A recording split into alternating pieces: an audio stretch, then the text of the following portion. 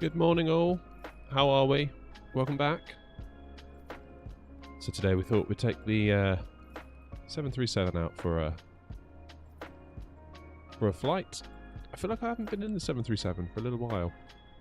It's one of those things where a few days pass and it's like, I haven't actually flown the 737, so figured it's about time. And yeah, the 737 is the plane that frankly I need the most practice in, so I should, if anything, I should be flying it more, not less. So that's kind of what today's all about, is getting those hours in to get practiced on it, because it's a very tricky aircraft compared to the A320.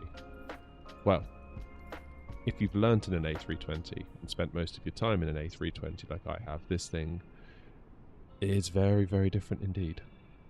Very, very different. Hey, Nick's in. How you doing, Nick? Nice to see you. So yeah, we're in Rome at the moment, and we're going to go across to Athens. Should be quite a cool route. So we're going to take off from Rome. We're sort of going to head southwest initially, kind of out towards the direction of Cyprus. Start turning left, which will bring us more into a southeast direction. As we start going towards Naples, then we'll sort of pick up the landmass of Italy, cross the bottom of the boot of Italy, then we've got some sea, and we go around south of Athens and kind of wrap up around it. Then into Athens we shall go. That's the plan anyway. Nick says, when are we going to fly? You must mean 747. So what I was thinking about that, Nick, like we were saying last stream, I might try and start making more video-based content around different aircraft, because I feel like in the streams we've only got time really to fly the routes that are suitable for 737, A320. That being said, as someone that's into the sim as well as being into content creation, I kind of miss like aircraft like the 747. And obviously fly-by-wire, I've got the A380 coming out. And it would be a bit weird to take the A380 for like an hour's flight from, I don't know, Dublin to Stansted. That just would be weird.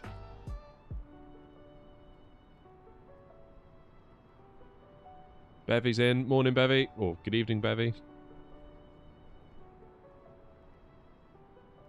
School bus, blimey. I hope you had a good trip.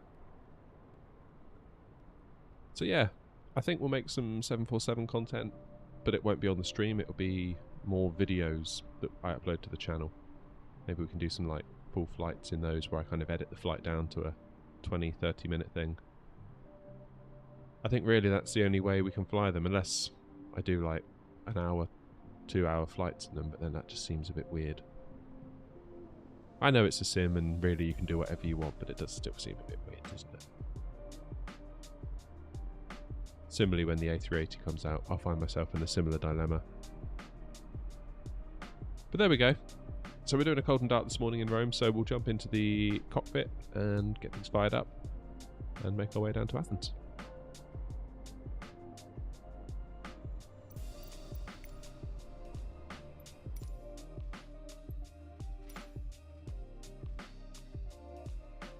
Alright, here we are, cold and dark.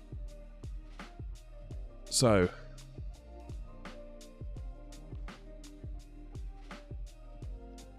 first things first, battery on and guarded. Position light steady, that's already set, that's good.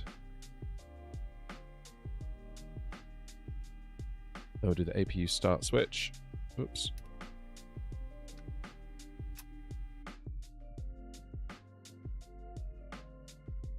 And we wait for this middle light. How you doing, Bevy? You okay? Hope the leg's okay.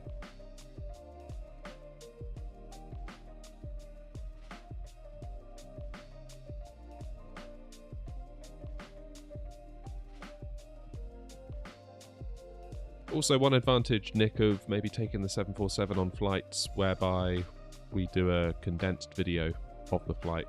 So, yeah. Pushback, taxi, takeoff, a little bit of cruise montage, then into the descent, landing. is that I can kind of cut out most of the cruise, so I could do like a 10-hour flight, but actually only take about an hour over it. So there's that side to it as well. And while I know that's kind of cheating, it's kind of all I can do, really. Right, APU gens on.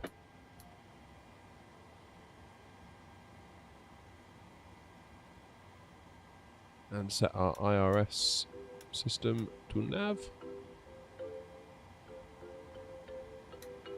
Put the yaw dampener on. I don't know why it does that sometimes.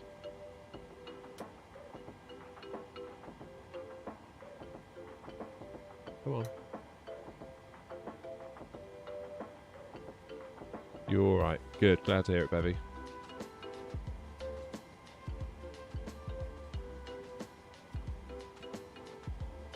Glad to hear it.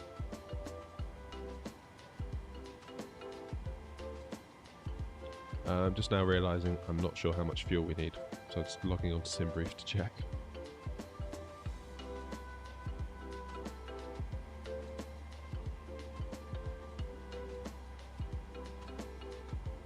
$8,434 kilograms.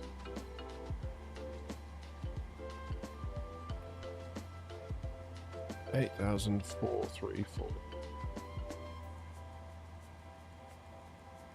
About 40%.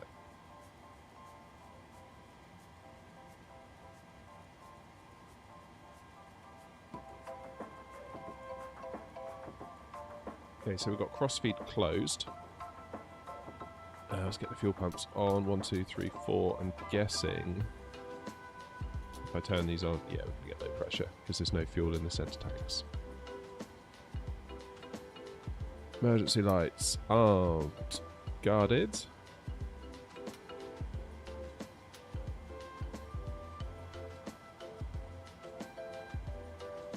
Window heat. Where is window heat? I always forget. Up top, isn't it?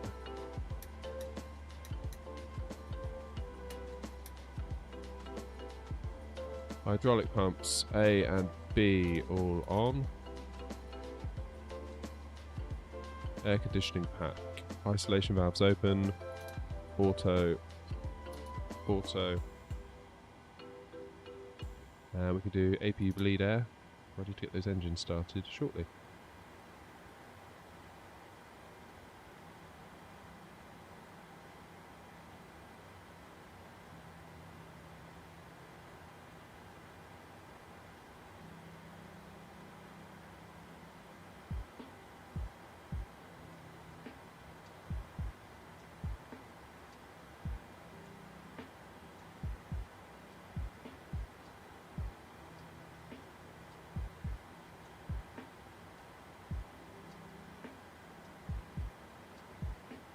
Just trying to see what our cruising altitude is.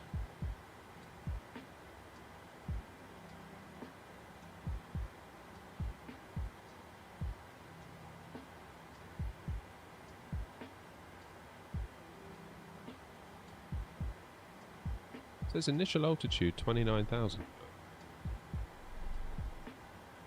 I did this the other day and then it turned out to be more. Pop that in for now.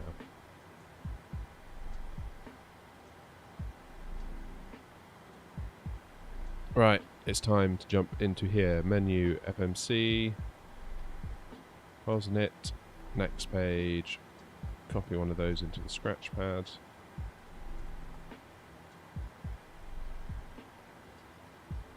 Oh, wrong button. Previous page, pop that in there, now the plane knows where it is. Sweet.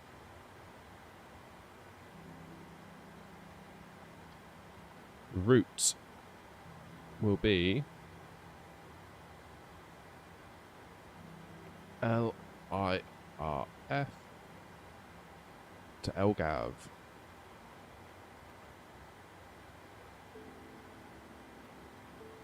There we go. Activate, execute. Departures and arrivals. So we're going to depart from runway 25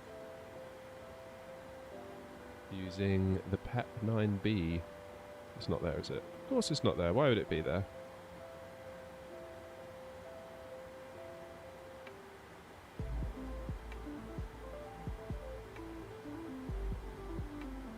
Well, that's annoying.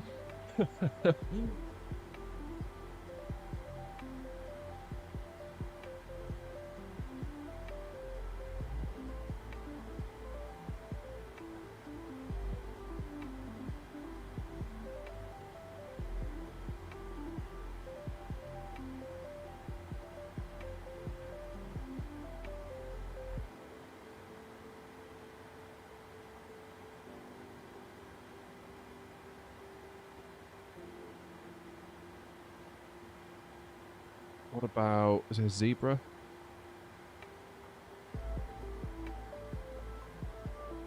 Zebra 5A. Let's go for that one. That'll get us mostly in the direction that we want. Yay! I love it when things don't work.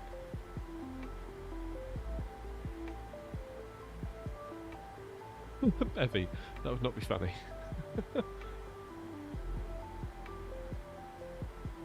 Okay, departures, arrivals, LGAV, arrive. Let's see if it's got this one then.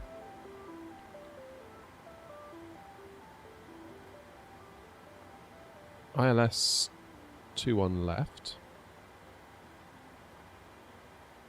And we're going to use NEMA 1A.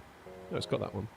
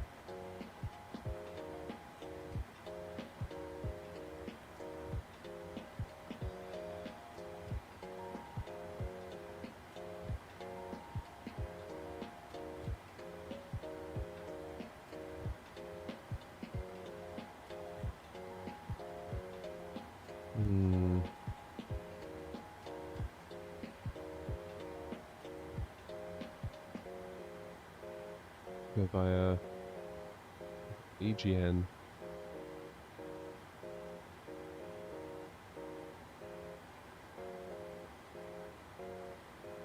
Let's just get with that.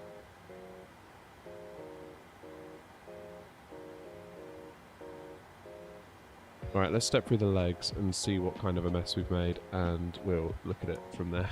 It's probably the best way. Alright, here we are in Rome, taking off. Out to the sea, then down south. So we put Pepix in there. So Zibri, then Pepix. How does that look?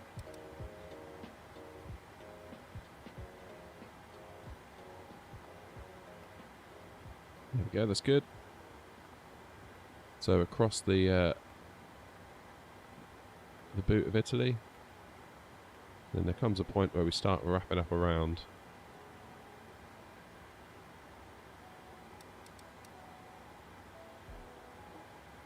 Okay, just DDM.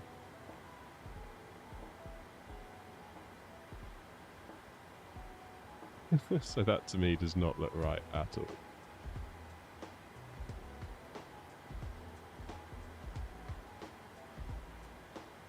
Oh, okay, hang on.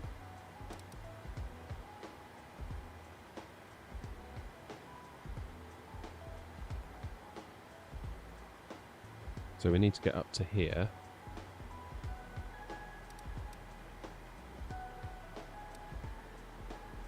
Okay, so there's a hold there. So what would happen, I wonder, if I was to tell it to go from here to here? How would it draw that?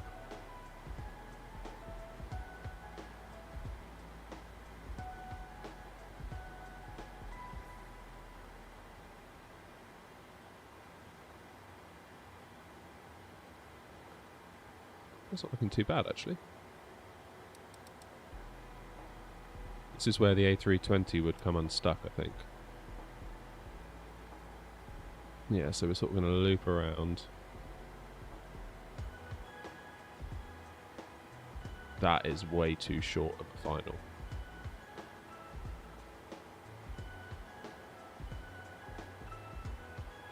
Don't want it to bypass.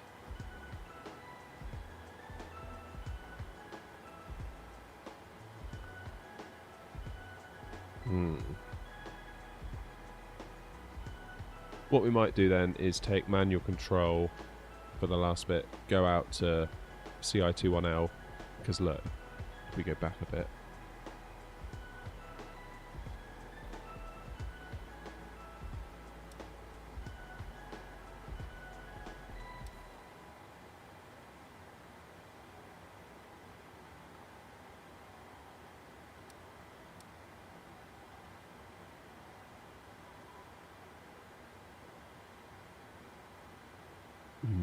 That doesn't seem like we're going to have enough of a final.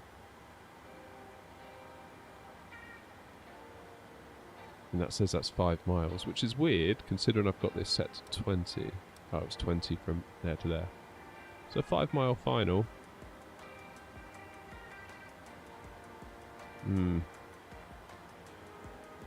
We'll see when we get there.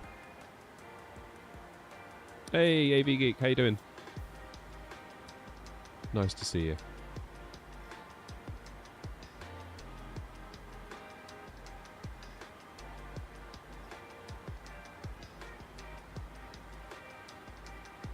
Okay, so we'll call that done.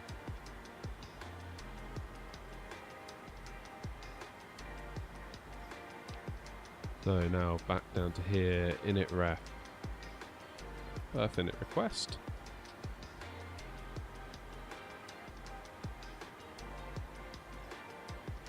Can we show the flight pattern? Yeah. There we go.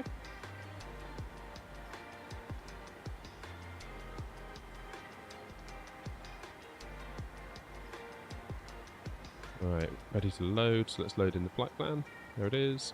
Execute. Transition altitude 18,000. Okay.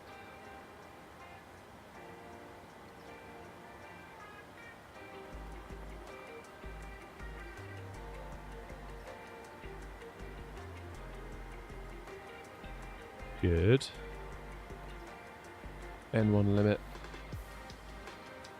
It's going to leave that as is, I think. Flaps, we'll do flaps take off 5. And therefore, all of those, that's looking good. That's looking good.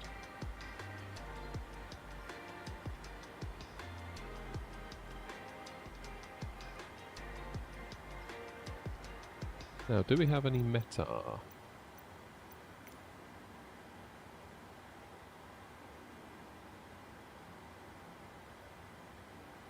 What's local pressure for a start? 1010.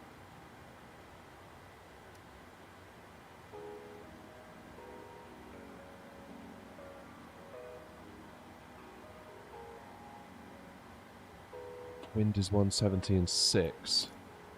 So what is it in Athens? Cheers, Bevy.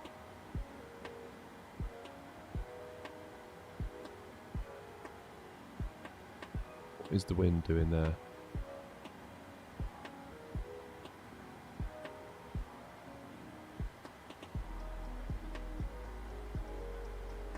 VRB 01 knot. What does that mean?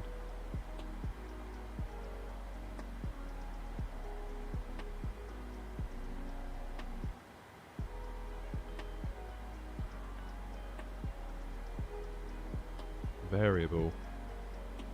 But it's only 1 knot. That's kind of good. Sweet. Okay.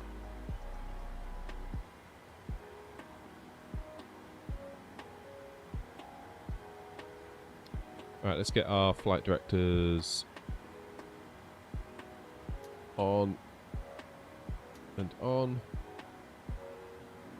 We'll arm the auto throttle.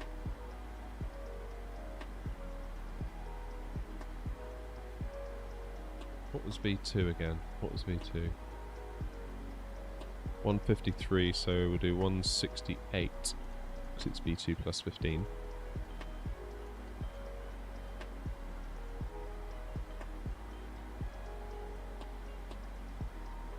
Arm LNAV, or arm... maybe won't arm BNAV.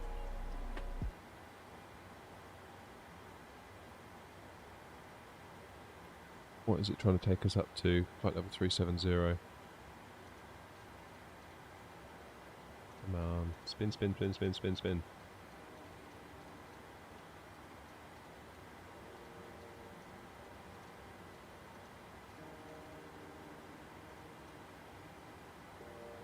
Go.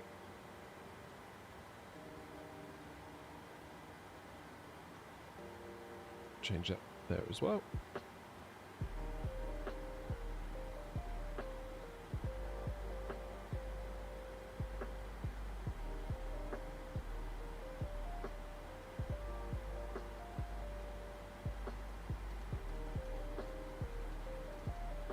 Change our heading to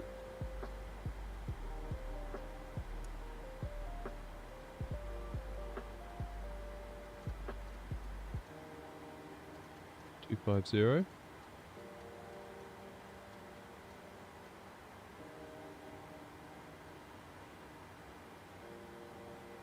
We'll do auto brakes to RTO for rejected takeoff.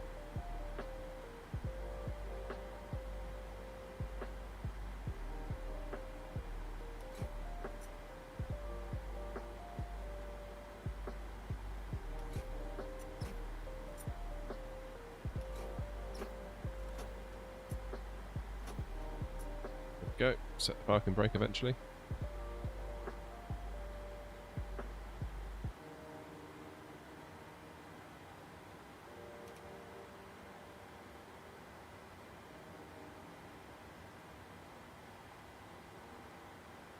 Right, time to sort the doors out. Let's sort those doors out. Then we're nearly ready for pushback.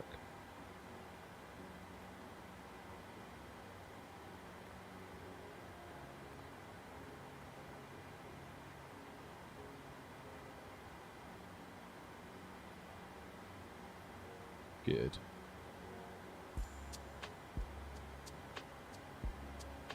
And what I'll do before we take off, as I always forget to do this prior to takeoff, is take this window,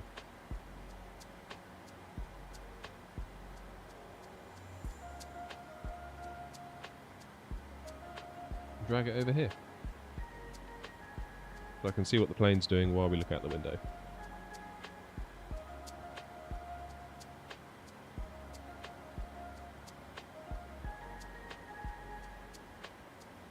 Right, so we're going to start our pushback in a moment, and in order to do that we need to get our engines started. Once we're pushing back, I'm going to turn off the packs, because otherwise the engines will struggle to start. We need our anti-collision light on.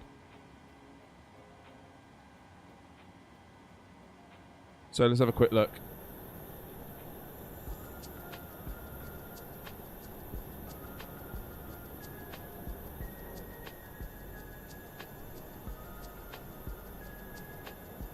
We're going to use runway 25, aren't we? So where is that relative to us?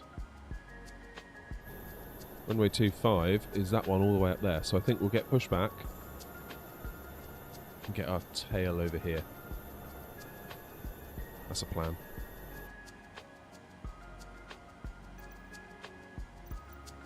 And we will hope and pray that this tool works.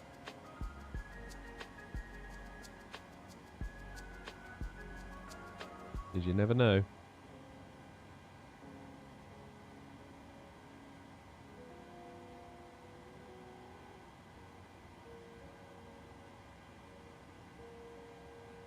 Okay, click, enter. Hopefully that's worked.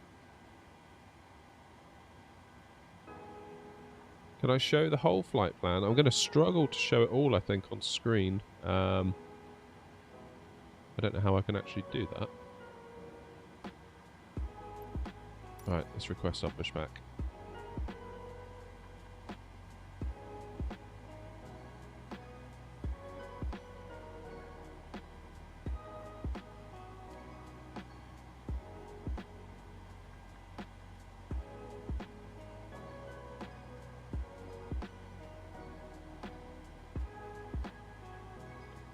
Maybe I could zoom out the map.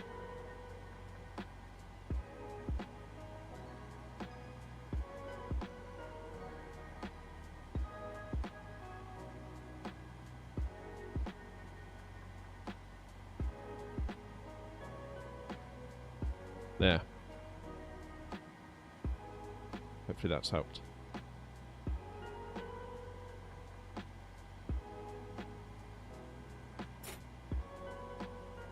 Let's get those brakes off.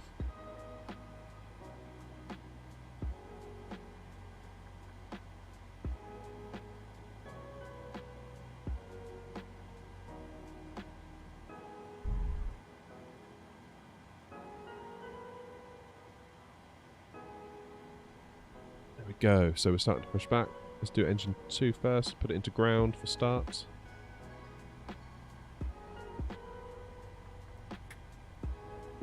See if we get an engine start.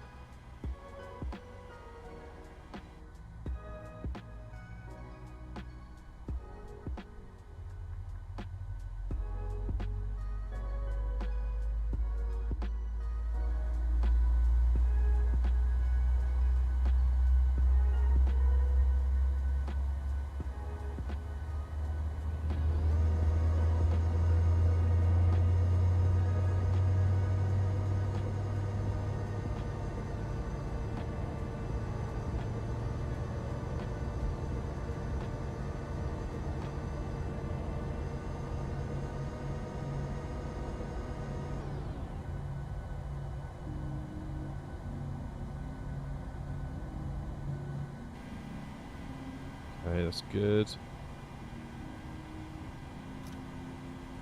And we'll do same again, but for engine 1 this time.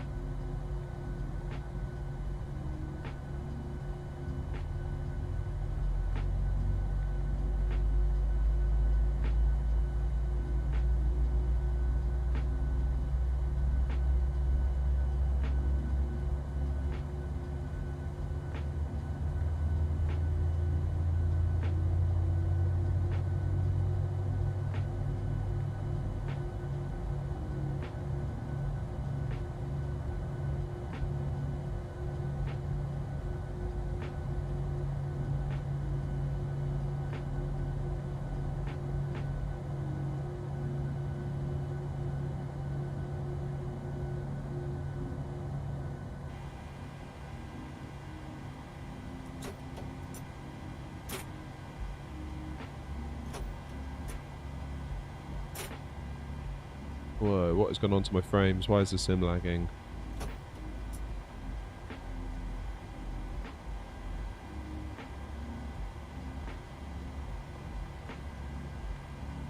Howdy pilot, how's it going? My sim is lagging big time at the moment, I don't know why.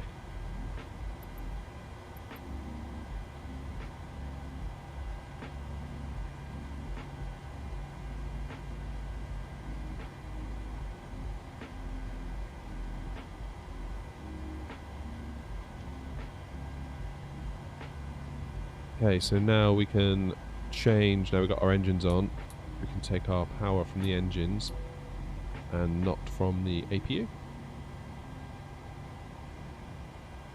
And we'll do our probe heat to on, get these back to auto.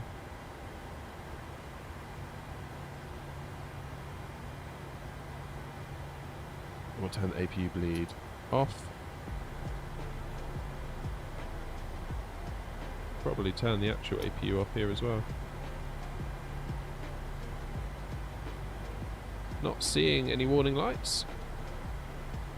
It's always good. We'll get our taxi lights on. We might as well do runway turn off. Oh, what is going on here? These frames, that is not good.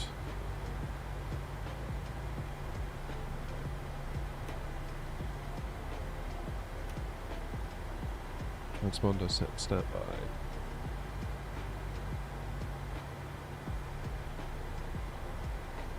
Right, I'm hoping that this this FPS issue is going to resolve itself once we get taxiing. Let's hope so anyway. Right, let's go and find ourselves a runway.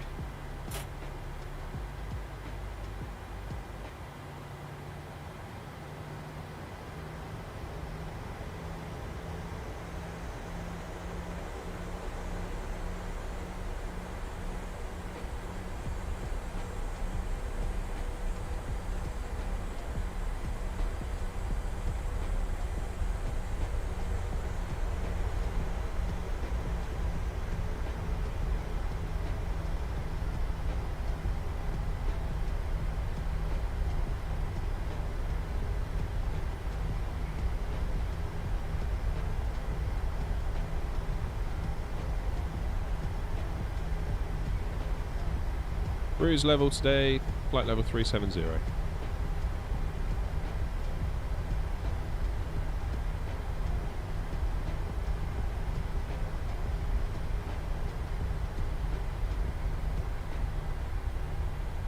These frames aren't good. I don't know why the sim is lagging like this. This is unusual.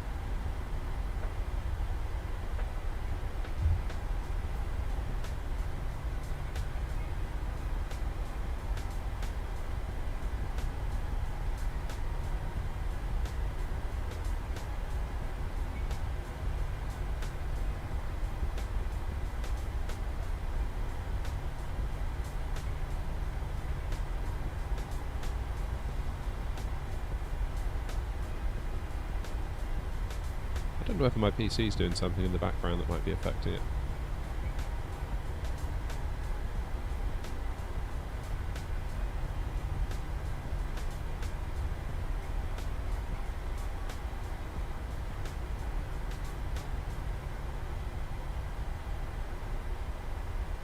Runway 25. AV Geek. But the idea is that we head out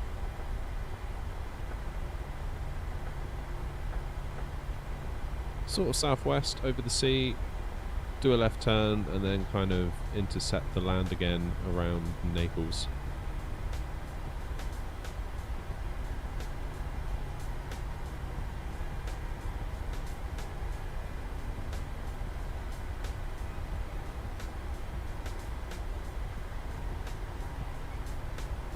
Why is the frame so bad?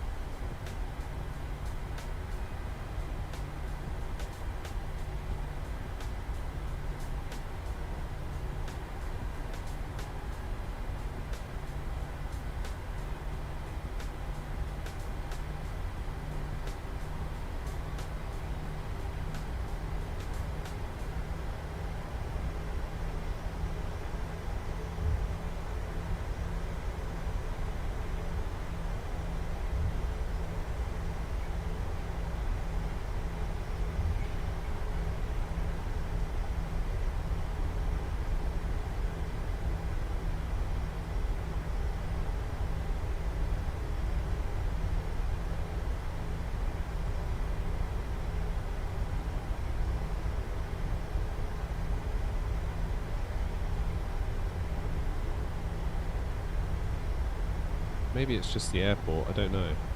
Maybe that's what it is.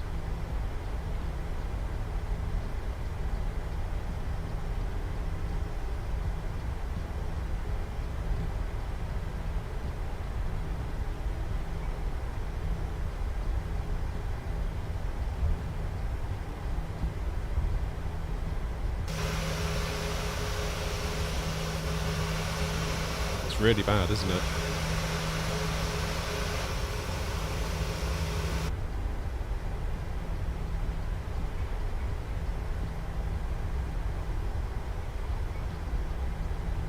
What I might do when we just get to the holding short of the runway part is just go into my graphics settings. The irony is that last night I recorded what my graphics settings are to make a video. So I know a lot of people keep asking. And now I'm wondering if what I said my graphics settings were is actually incorrect.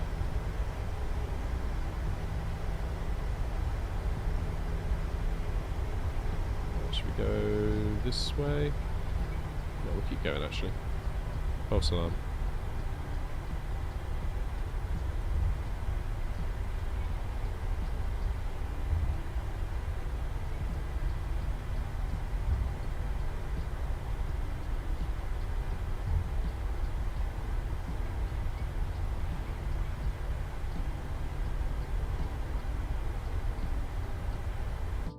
Let me just very quickly turn on dev mode. can see our FPS.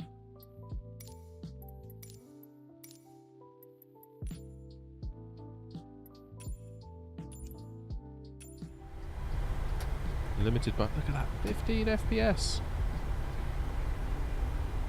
Now sometimes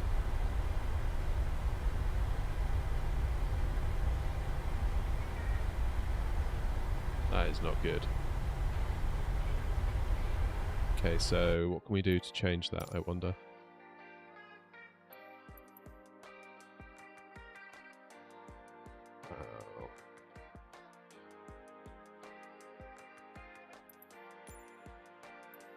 Let's try taking that down a little bit.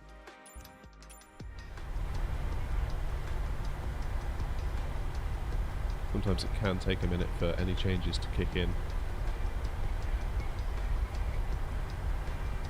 Hey Burvo. Runway 21 left, I believe, at Athens. Okay, let's just quickly turn off ray march reflections. I'm wondering whether that's part of the problem here.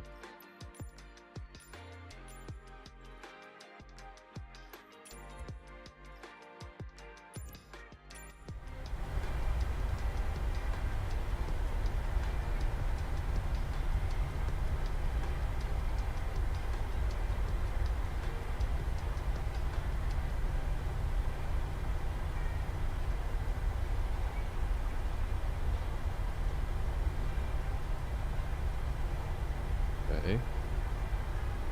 Why are we still stuck at 15?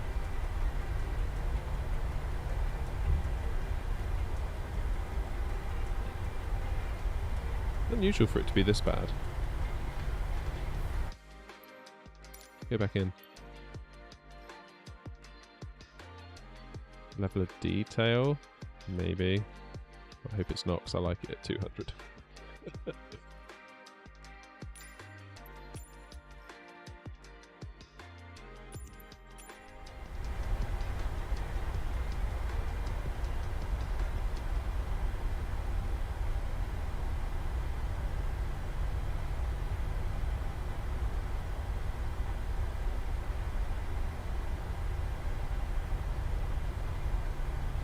Hasn't made any difference either.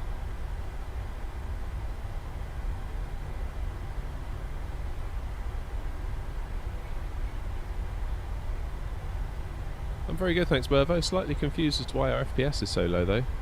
The irony is that I made a settings video last night, recorded one, and I did it over LA, so it's obviously a really built-up, dense area, seemingly much more demanding than here, and yet nothing but trouble here. I wonder whether we just need to get out of Rome and then it will snap and something else will happen, you know?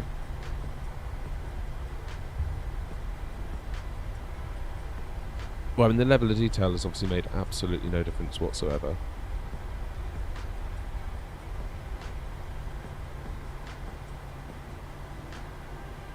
This is so weird.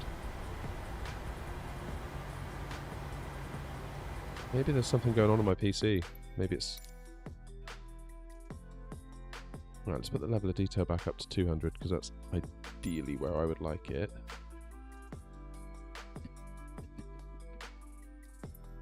Maybe put this down to high.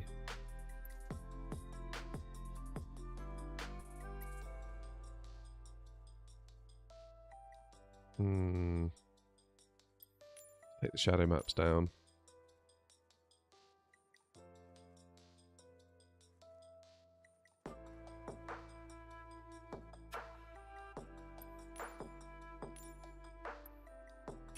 Let's try that. And now it's happier again. Still not great though, is it?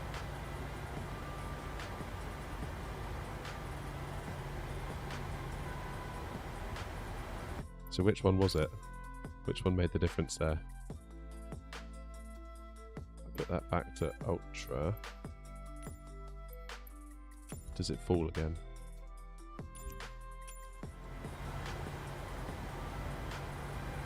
That one's fine.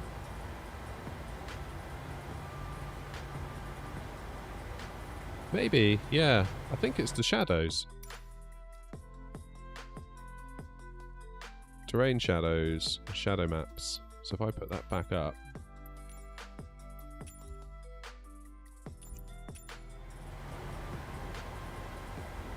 but okay, so now the settings are back to what they were, and it's not going bad again. Doesn't make any sense. Doesn't make any sense. What if I put ray trace reflections back on? So this really should make it quite unhappy if anything's going to. Well, that makes no sense at all. It's almost like changing the graphics settings just kind of kicked the sim out of whatever weirdness it was going through. Alright, we'll put that one down to flight sim shenanigans. Yeah, I've got it locked at 30. That's the whole idea. Let's get rid of dev mode. Well, that's very strange. Very strange indeed. Still.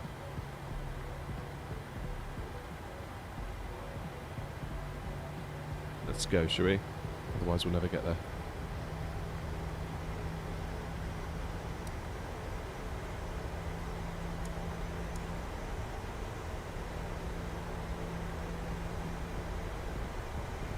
Yeah, I don't know what to say about that then. That was very strange. It was like the sim was absolutely fine while we were parked at the gate. Everything was fine. Then I went to begin my pushback and it just went weird. And then it stayed weird. And it's almost like changing graphic settings and then changing them back to what they were. Fixed it. I don't know. It's almost like something got stuck and a bit needed to be flipped to unstick it.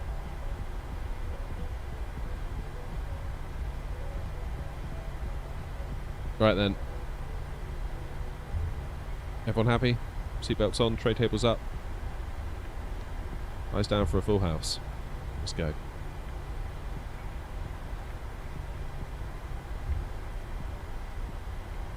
So it's 10 AM. We should get to Athens probably by about 11:30 AM, 12 AM, or 12 noon. Right, I've got auto throttle armed. I'm going to arm VNAV as well. And should we do yoke cam? There we go. Hi guys. So you can see me mess around on the yoke, which is good during the takeoff phase. So now I've got auto throttle armed. In theory, if I press this toga button here, which is this screw on the dash, I'm going to do N1 to 40%.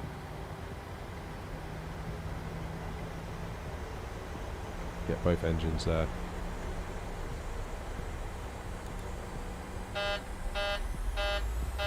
Takeoff config. Alright, what's the matter? How do I get rid of this? Oh wait, I know what it is. Because I went into the settings menu.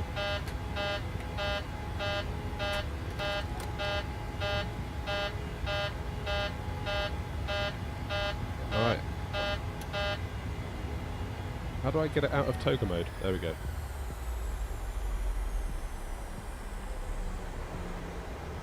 Hey Jalise, just in time. I'm struggling to operate the aircraft. Because we've been in and out of the settings menu, I forgot that actually, for whatever reason, the sim then puts the flaps to full and the speed brakes to up. I don't know why it does that. It's really annoying. I wish it would stop, but I'd obviously forgotten that. So we're lined up. No, that didn't happen.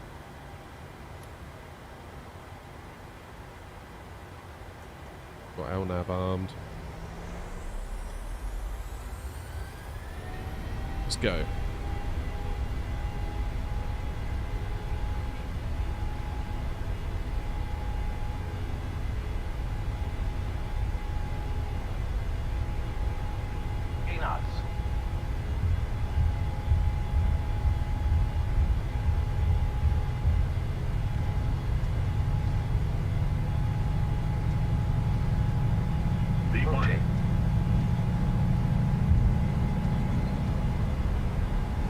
What on earth? Positive rate of climb. That's a lot of wind that pushed us there.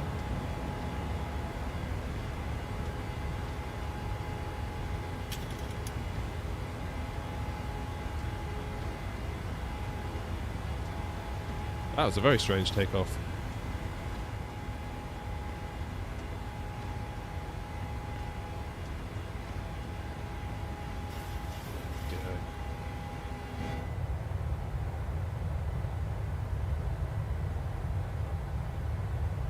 Really felt the wind sort of twist the plane there to the... push the nose to the left.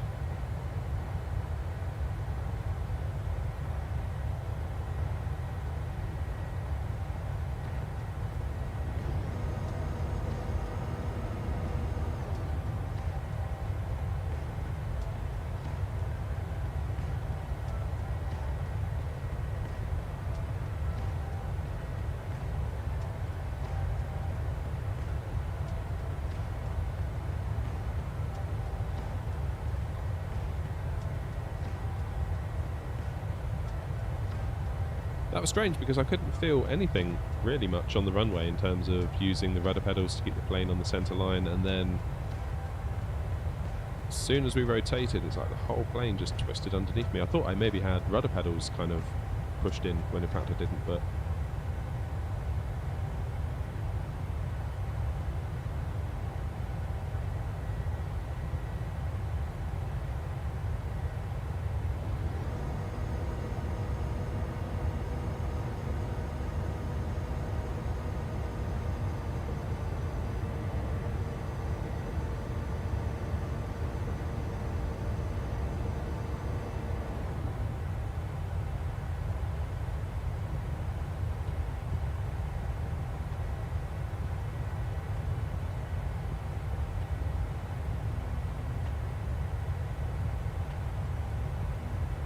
how you doing, Jalise? You okay?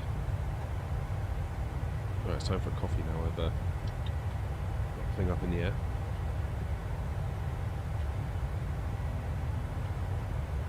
I brought out a little flask to the shed now, so I don't have to keep going in. It's at the height of laziness.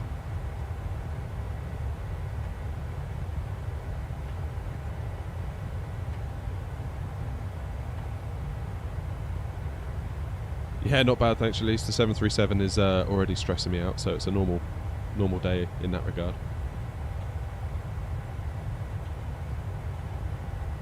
Never have I known an aircraft to stress me out more than this thing.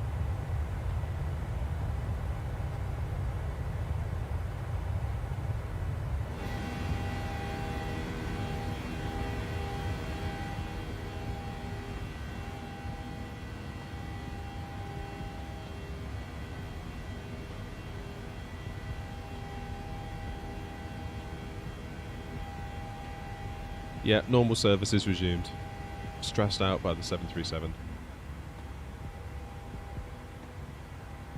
What it was, the way that takeoff was weird for a couple of reasons. First of all, I tried to use the toga switch up here. So this little screw is actually the toga button. Which is, I don't know why, but whatever. And I made sure I had auto throttle armed. And therefore, if you click it, it then goes into toga mode. But of course I'd forgotten I'd just been into the settings because we've been having graphical issues, and every time you go into the settings menu it puts flaps to full,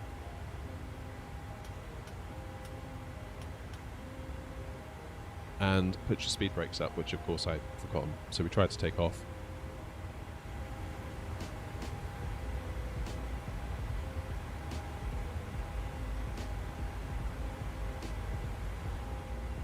All very confusing.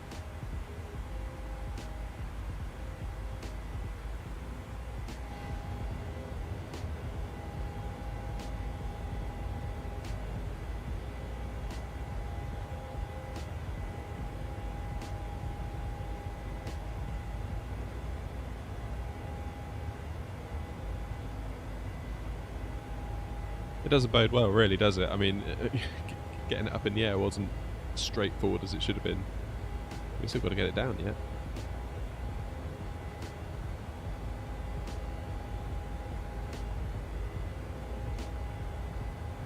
But the good news is I have a graphical settings video going to go live on the channel. I don't know when, I need to edit it yet. And there's going to be quite a lot of editing involved. And possibly I need to learn how to do some stuff to edit it the way I want it edited. But hopefully it'll be useful to some people.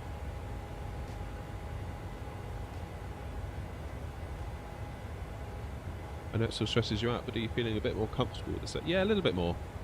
I feel like I was getting quite confident with it, and then I bought the yoke. So I was getting confident on the stick, and then I bought the yoke, and now I feel obliged to use the yoke because I've spent a lot of money on it. And obviously it'd be weird to not use the yoke if you have it. So I feel like the yoke has almost reset a lot of the progress I had made.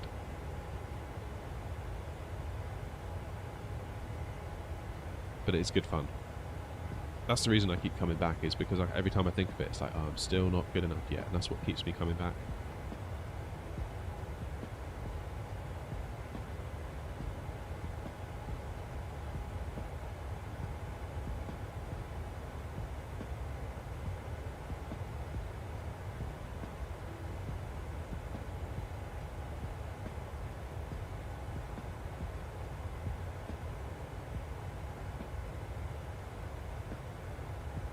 As long as you all don't mind watching me mess it up, it's fine by me.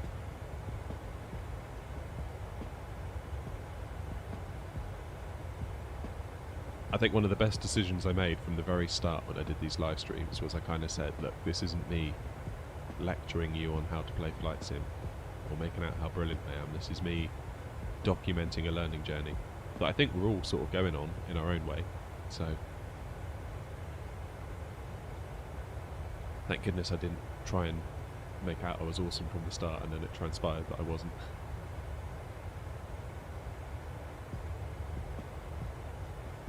Alright, turn coming up.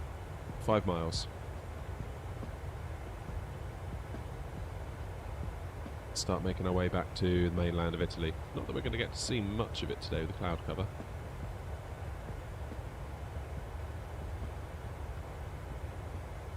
That's an interesting question, AV Geek. I'm not entirely sure of the answer to that. It wouldn't surprise me if it was the kind of thing that maybe changed airline to airline. Maybe different airlines have got different operating procedures. It wouldn't surprise me if it was cruise. I would expect it to stay on for the whole of the SID, because during a SID you're more likely to have tighter turns, much like this one now.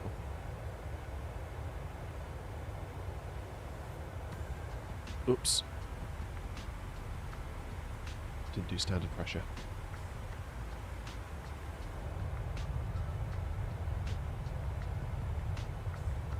When does it go up on? Oh, I forget most of the time, is the honest answer. Just leave it on the whole time. No getting up, no going to the toilet. Those are the rules.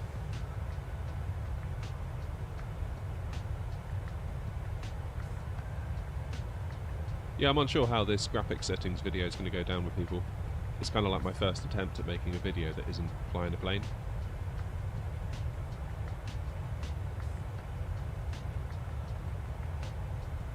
And I feel confident and comfortable making those styles of video because it's either a live stream like this where we just sit and chill and have a chat and that's all good, or I make kind of more showcasey kind of videos, yeah, like the last 5 minutes of an approach or something where I don't even talk at the time. Whereas this settings video, it's a bit different. It's a bit more different style altogether.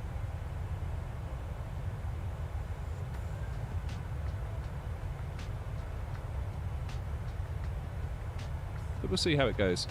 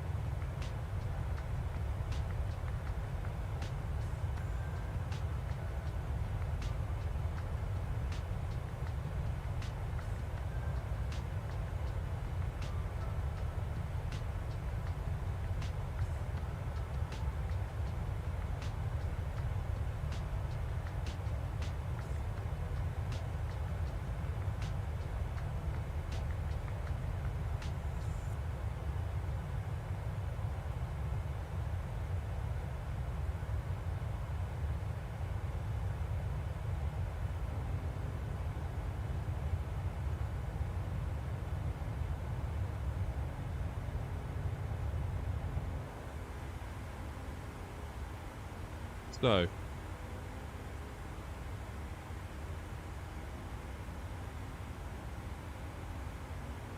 Let's have a look.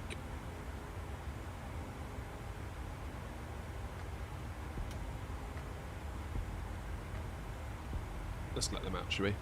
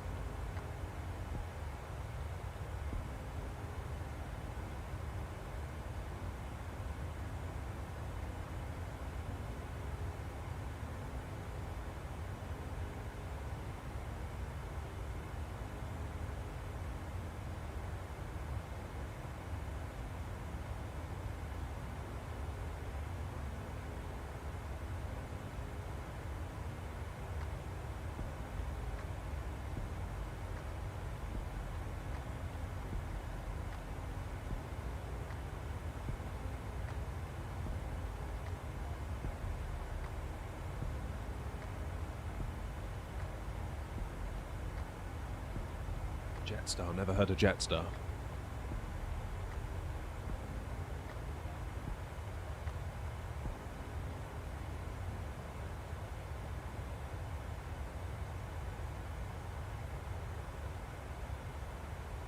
For me, it's mostly Ryanair, EasyJet, British Airways. Though I flew Eurowings for the first time last year. I really like that. It's a nice plane. It was an A320, and everything just felt a little bit nicer than the same A320 we flew back on with EasyJet. Like, the seats were nicer, a little bit more space, whereas EasyJet, it's just like, cram them in, let's go.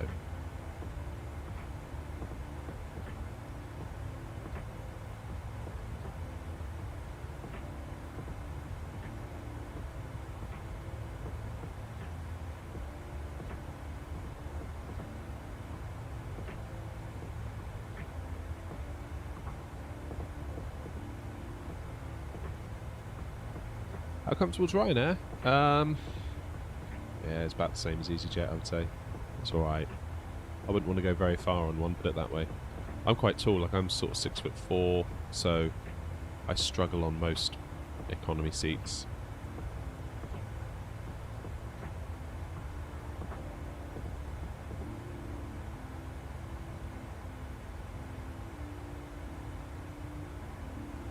I think the thing that I don't like about the Ryanair cabins is just how they just suffer from a complete lack of taste. Like, everything is bright yellow. Like the back of the seat, the headrest of the seat in front of you is bright yellow with like an advert on it. And then like the overhead cabin, the overhead lockers where you put your luggage, they're like spray painted bright yellow. It's like, ugh, can we just maybe chill on the yellow?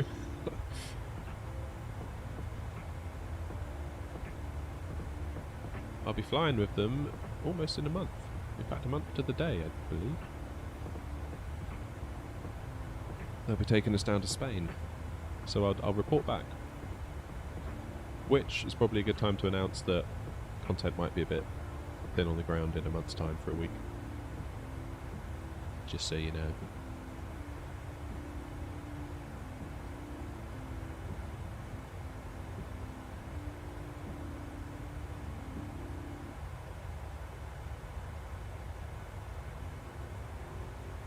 I will say though, AV Geek, I've never had a bad landing with them. I don't know what's kind of given them that reputation. I think a lot of it is kind of internet culture. It maybe that happened once to one person and the video went viral and then that was it.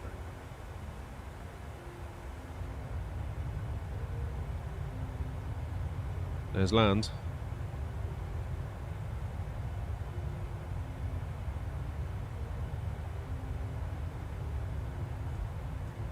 Oh, when you put it like that, Shanice, fair enough. I'll let the family know their holiday's cancelled.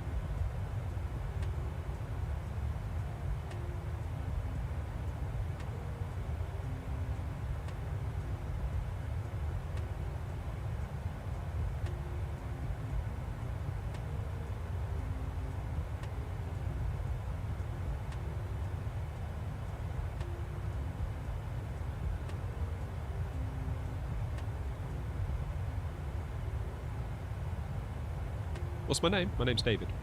David Knott, hence the name Air Knott.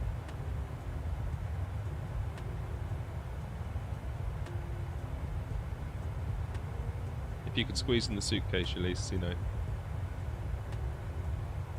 Far be it for me to stop you. You might actually have a more comfortable experience in the suitcase than on one of the chairs on the Ryanair plane, so, you know.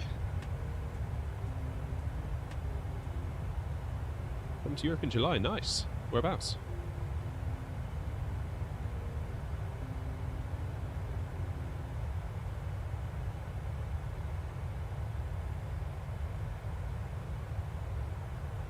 In fact, you asking what my name is probably a good opportunity for me to plug my other YouTube channel, which is just my name.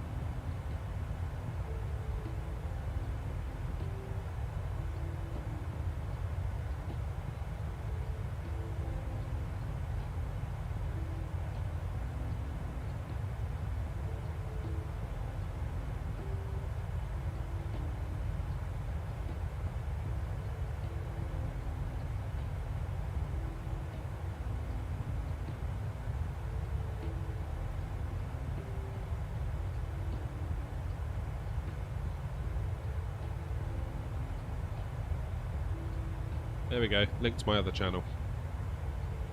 I'd like to start doing some more stuff over there, but it's time, it's the thing.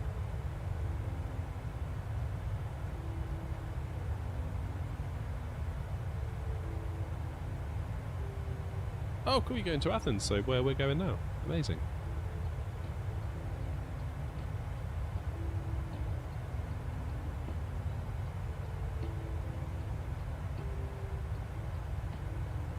You're going all over then. That'd be a cool trip. I've only been to Paris out of all of those.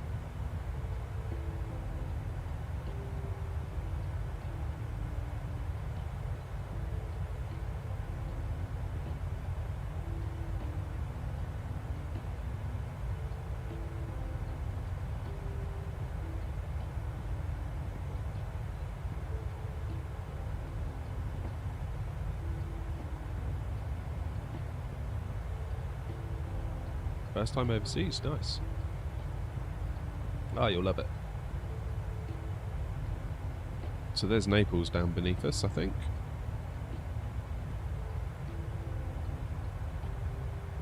Where is the airport? Is the airport sort of just under our wing here, I think? Not sure though.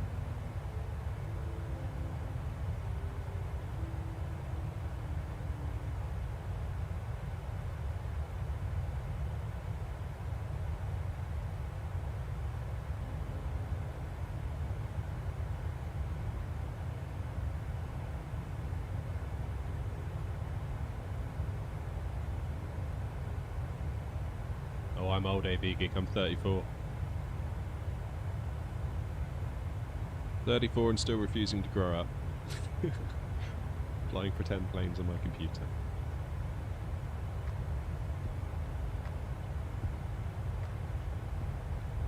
Hey, Rock Pebbler, nice to see you. Andorra, Spain. How's the snow? 24 degrees C here today. Thank you for that. We did okay with the snow. We managed to avoid... We got a little bit, but it's, I imagine it'll probably be gone by this afternoon. It didn't settle on the ground, like on the roofs of the houses and the cars. We had a little bit, but yeah, nothing much.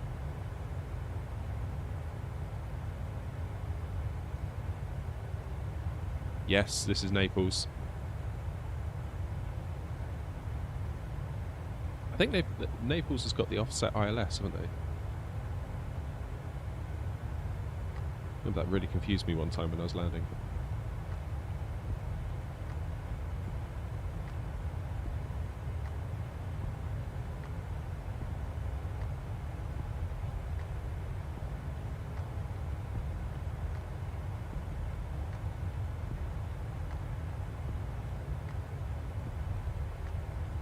fuck did the dinosaurs look like? What are you talking about?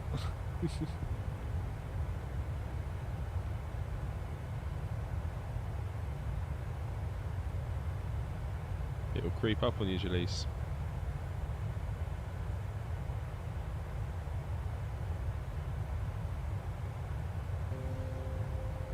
$36. Ugh. I don't do well in the heat at all. I think that's Mount Vesuvius just being... where's Mount Vesuvius?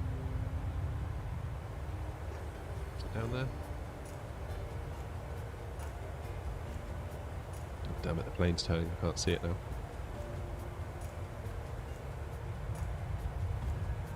So do you have like air conditioning in your houses in Australia because it gets so hot? Because that's one thing that we don't have here in the UK. Like, you just don't get aircon in your houses. In general. I mean, I'm sure some people do, but in general, you don't. And the houses are built to retain heat. So once they get hot, if you have a heat wave, they remain hot. It's very, very difficult to get the heat out of them. Because obviously they're built for cold winters.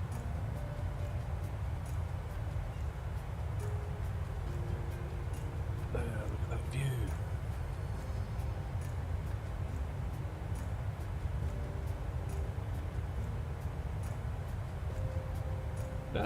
No aircon here. Like, we have it in our cars, but not in the houses. We have radiators. So most houses in the UK either have underfloor heating, or they'll have radiators bolted to the wall that are then linked to a central heating system that just fill up with hot water and then make your house warm.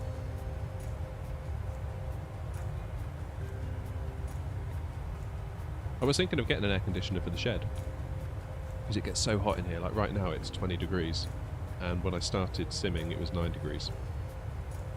So in the time that I've been live it's gone from 9 degrees C to 20.4. Almost like I'm in Spain with Rock Peddler.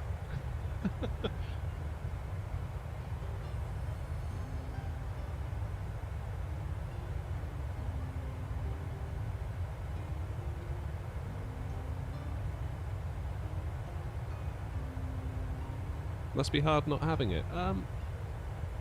Well, no, it's more a case. It's not that we don't have it and we're hard done by. We just don't have it because we don't need it for 98% of the year. I mean, there might be like 1 week in the summer where we get a heat wave and everyone's just like complaining and like, oh, it's too hot, it's too hot. Then after a week it goes and we're fine again. Oh, in Australia, yeah. Okay, gotcha.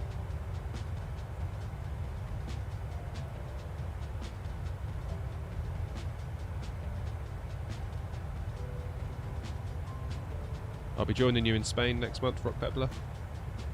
So we're just saying Ryanair are taking me down to Spain, so I'll report back on how the landing was.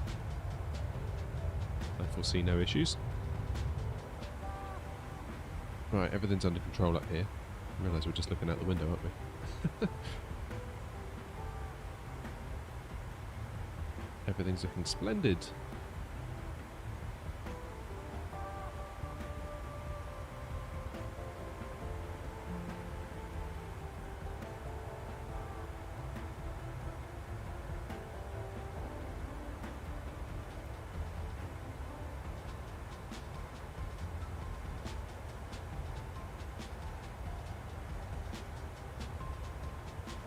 It's 10:30 in the morning, AV Geek, in the UK.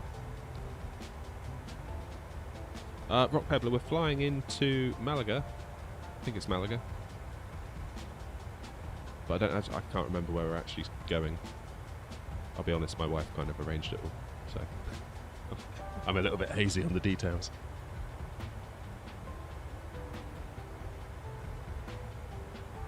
I'm guessing somewhere near Malaga.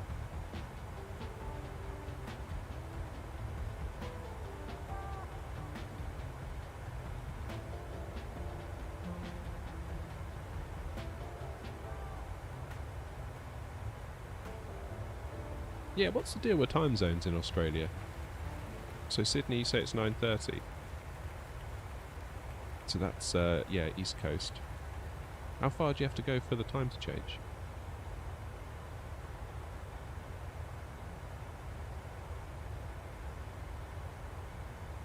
$5 hours, well that's a long drive.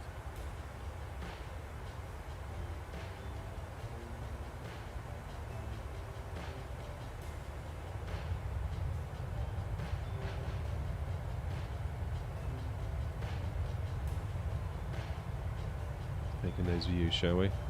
I wish they'd sort the shadows out on this game. This like flickering is really annoying. Like I say, I made a video last night detailing what my graphics settings are, because it's a question that comes up a lot in my comments. And when we got to we sort of went through a lot of the items in the graphics menu, and when I got to the shadows, I was kind of like, you can max it out, but it's still going to look rubbish.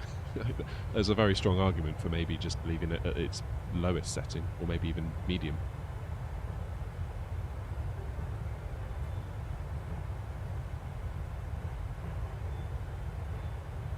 Opposite Ibiza on the coast, nice. So is that can't be a million miles away from Barcelona, can it? It always feels like you get quite close to Barcelona when you fly into Ibiza, from here anyway.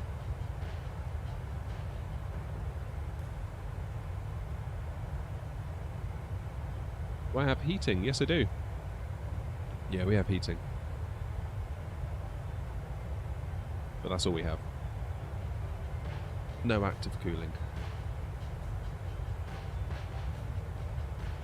But yeah, seriously considering doing something for this shed. So obviously I do all of this flight sim stuff in my shed.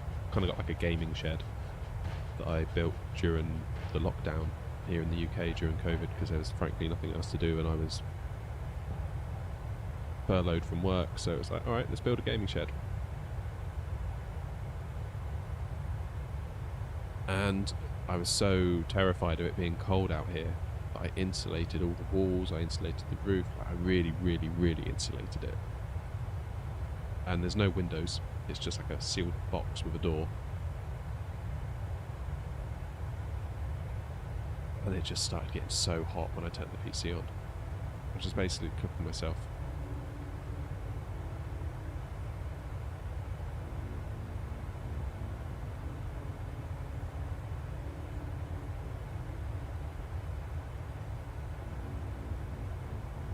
Yeah, I'm never sure how to pronounce Ibiza or Ibiza. Some people say Ibiza, some people say Ibiza. I always say Ibiza. That's what a lot of people around here say, but that doesn't mean to say it's correct.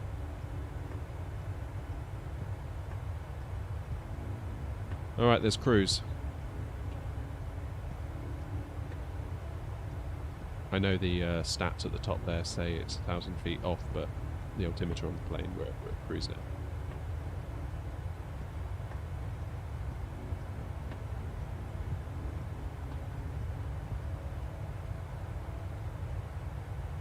So it's kind of like America then, you've got Eastern Time, Central Time, Western Time.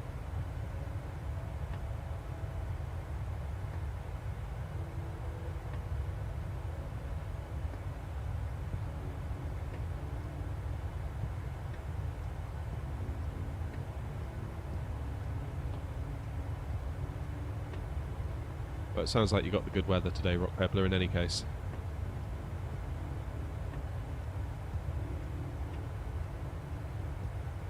I do like Spain. I'm looking forward to going next month.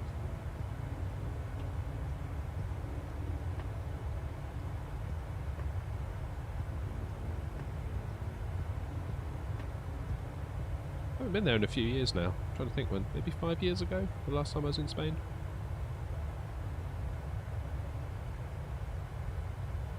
Flew into Alicante last time.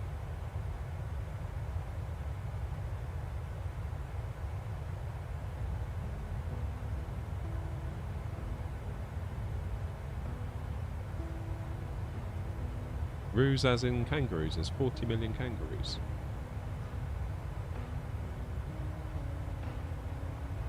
It's nuts. I wouldn't have said there was that many. But if I was doing a quiz and the question was how many, you know, multiple choice, how many kangaroos are in Australia, and one of them was 40 million, I'd be like, well, that's obviously the obviously wrong answer that I wouldn't choose.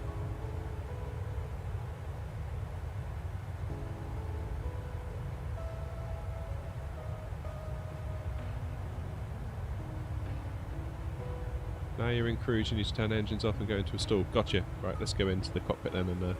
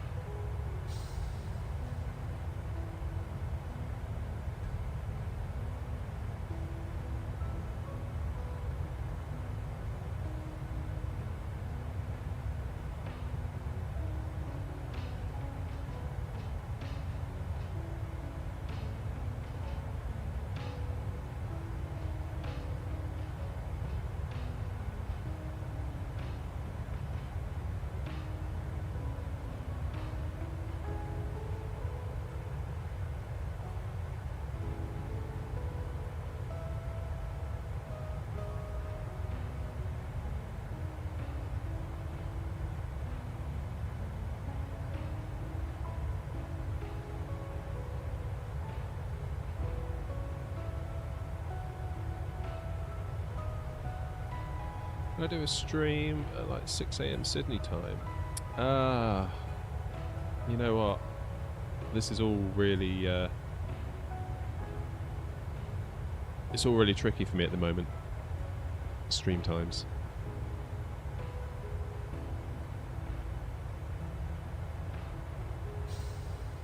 I've got limited time to do streams.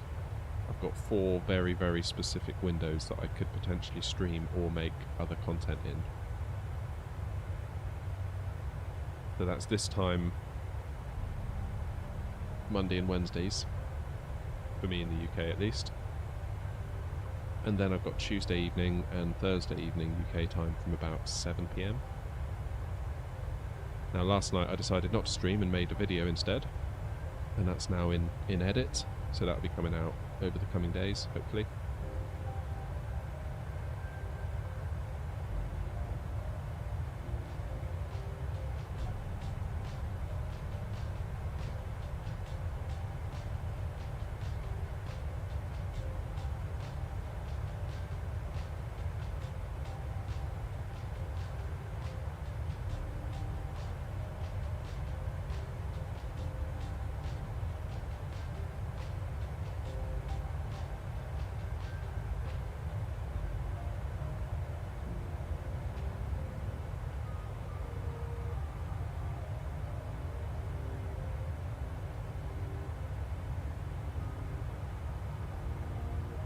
Oh, at least that would be the dream, wouldn't it?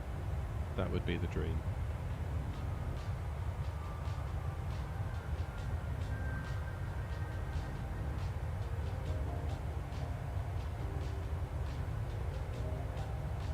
Yeah, it's a tricky one. It is a tricky one.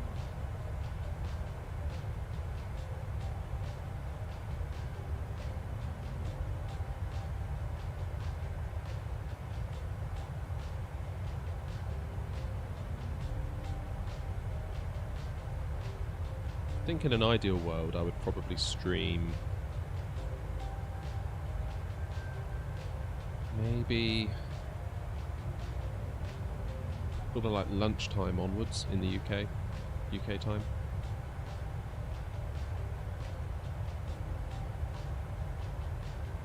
But then that would obviously cut a lot of the Australian market out because it'd be too late. Yeah, it's tricky. It's tricky.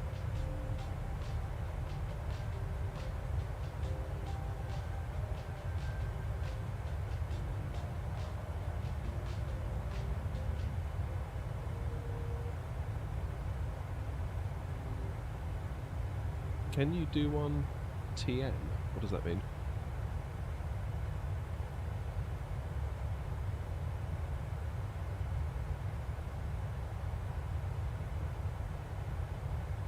Bit of a mixture of rock peddler at the minute of being an IT technician and looking after the little ones, sort of outside of school hours.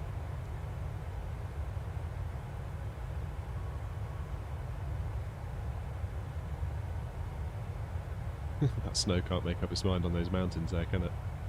You see it flicking on and off. Oh, would I be able to do one at 5 PM tonight? No, I wouldn't be able to do that. I just wouldn't be available. Even if I wanted to, I couldn't, unfortunately. No worries, Elise. Nice to see you. See you in a little bit, maybe.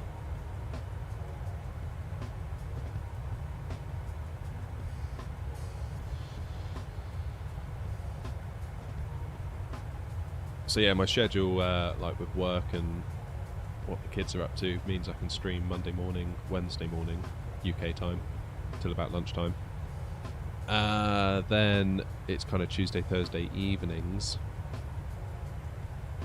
which is also evening time. Work's done, kids are in bed.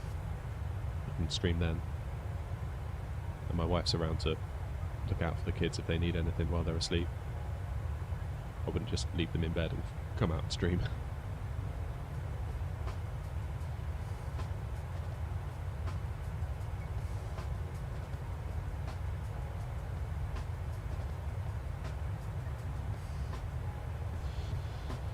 Maybe tomorrow night, AV Geek. Maybe tomorrow night.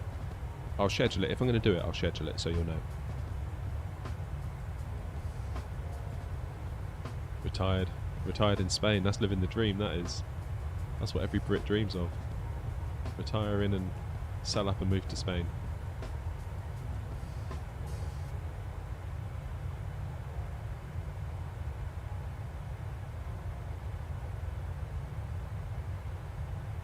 I suppose what I need to do really to make sure that I can please everyone is start like a long haul at 9 AM and do like a 10-hour flight and then land at say 7 PM at night. Then that, I would say at that point everyone that wants to has had a chance to drop in, but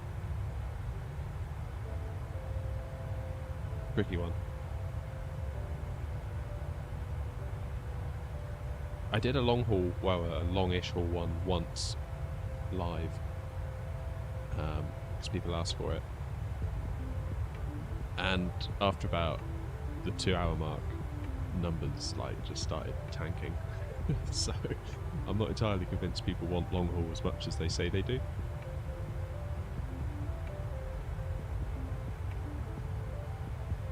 But yeah, do a long haul and I'll look in for 5 minutes kind of thing. I don't know.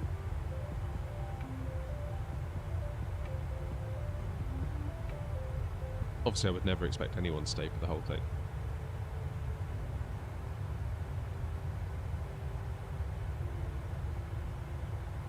But it's a long time to be in cruise.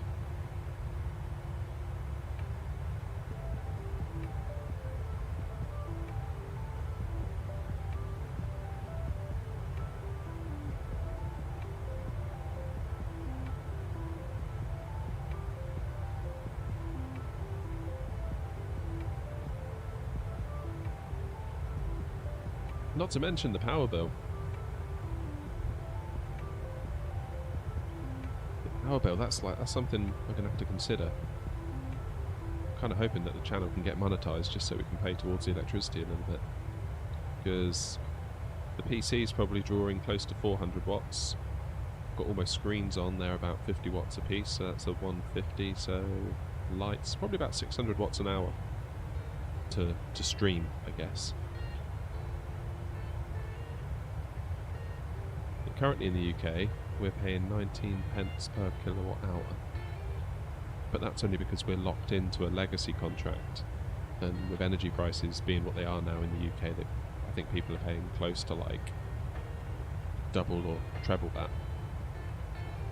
So to do a 10-hour flight at 600 watts an hour, 6 kilowatts, that's over £1 to do a long haul flight. Which isn't necessarily a lot of money in itself, but if you're doing it regularly, that turns into not nothing every month.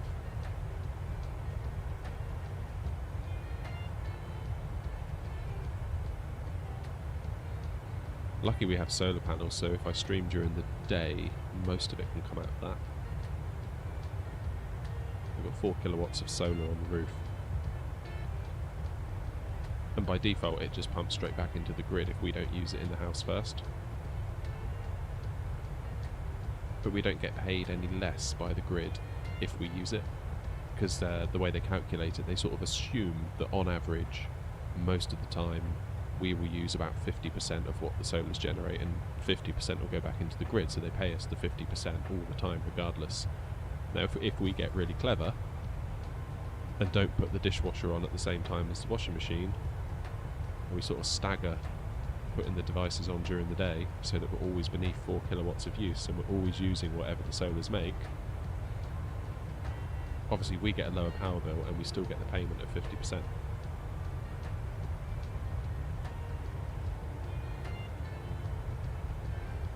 So it's about kind of playing the game there a little bit. How long have I been flight simming?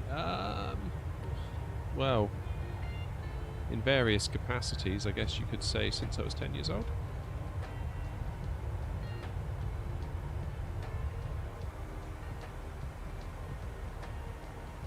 We were saying last stream, my parents took me to London when I was about 9 or 10 years old. First time I'd been to London. And there was a place called Sega World in, where was it? Sort of like the West End of London, I think. And it's basically like all the old Sega games from years gone by, all the arcade machines they'd ever made, all sort of in one place, and you can go on them all. And they had a flight simulator with a yoke. You're flying some airliner, very basic. It's just literally like fly through the rings in the sky kind of thing. But I was totally hooked on it, and as soon as I got home, I was like, oh, I need one of those one day.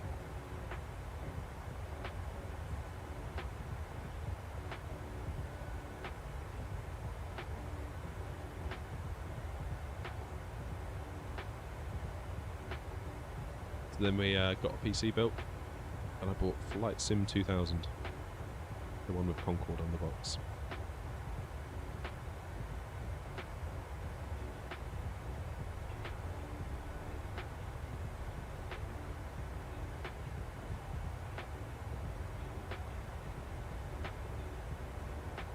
$320 an hour. That's quite good. What's your setup? Because I bought one of those plugs off of Amazon. So you plug the plug into the wall and then you plug your devices into that plug and it gives you an instant readout.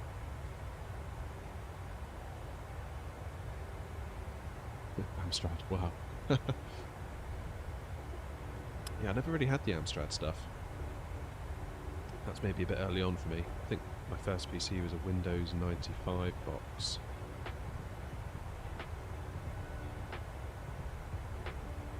But I didn't really know what I was doing with it. I think my parents mostly bought it for them, and I don't think they knew what they were doing with it. It wasn't until we met someone who was into computers and built one for us, a Windows 98 box, quite high spec, that then we got the Flight Sim 2000 on it.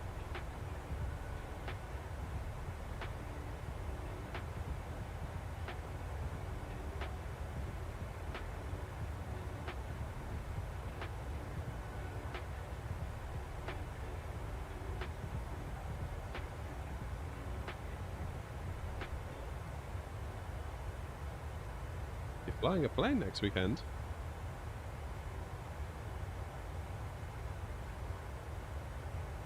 Hyper Warrior. Never heard of one of those. Let me Google it.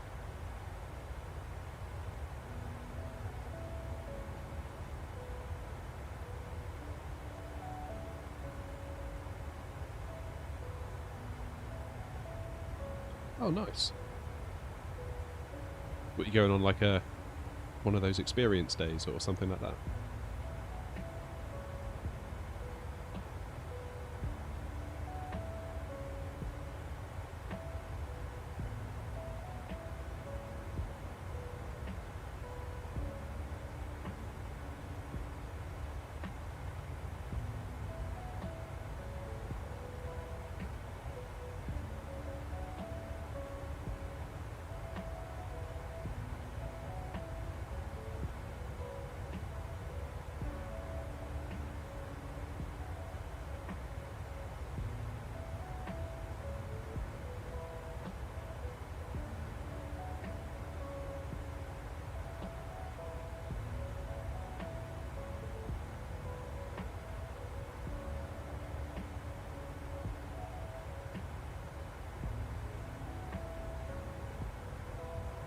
So all of those devices combined are at 320 watts.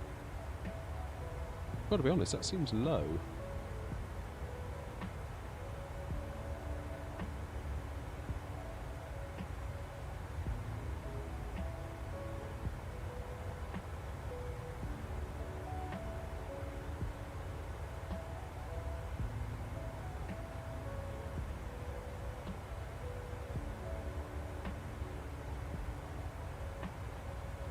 And all of that is inside of 320 watts.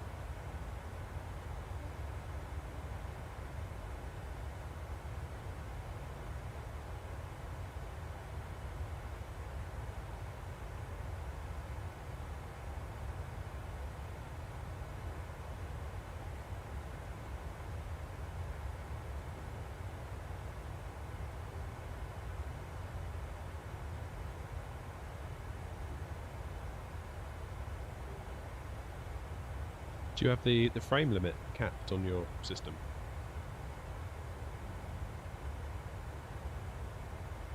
Oh, you're in flight school. That's awesome. Well done. Good for you.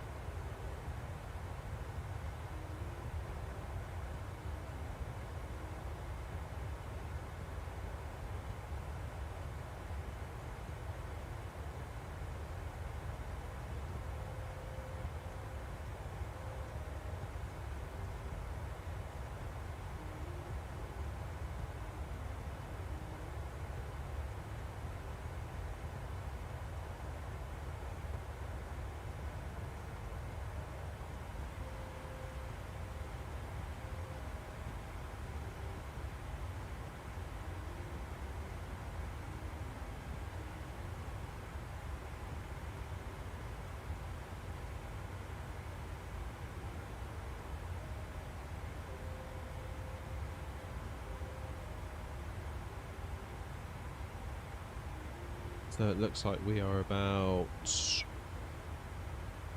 between 140 to 200 miles from top of descent.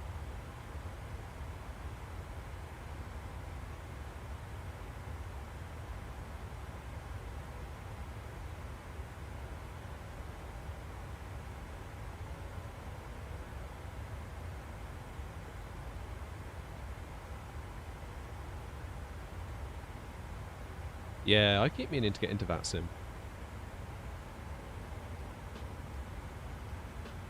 I just don't feel like there's an immediate need to do it, given the context that I fly in.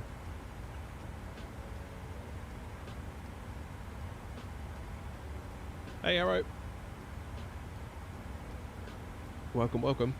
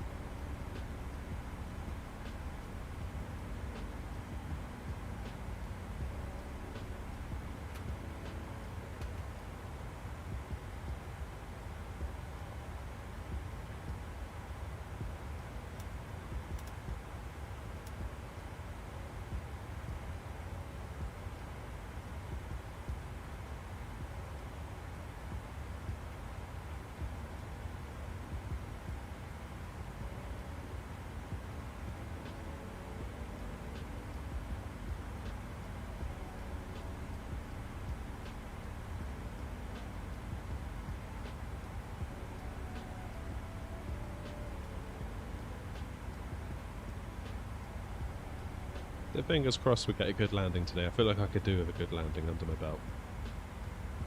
I feel like the last few landings, just on stream, haven't particularly been great. Be nice to get a good one under our belts. Kind of good for the confidence.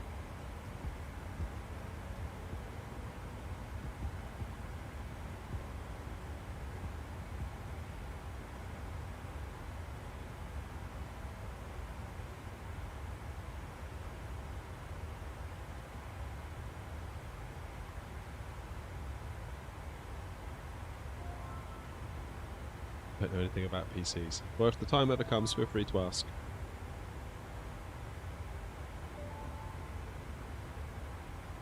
I love me some PCs.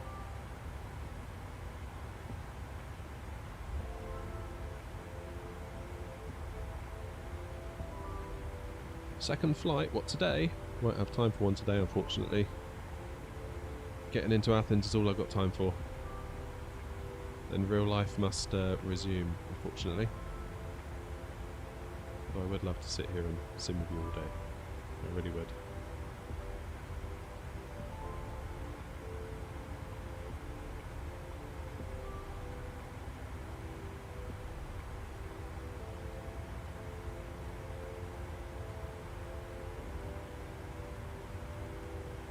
So, I'm guessing those clouds up ahead kind of represent the land in Greece.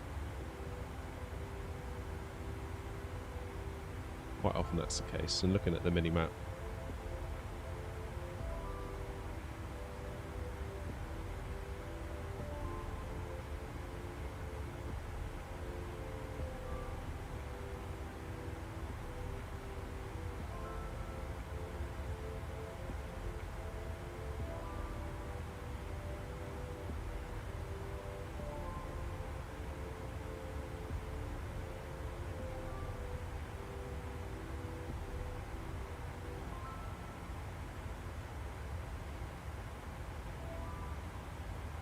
Yeah, 50-50 on the landing, I think. I say 737 I always find tricky, and of course I'll be using my new yoke that I'm still getting used to.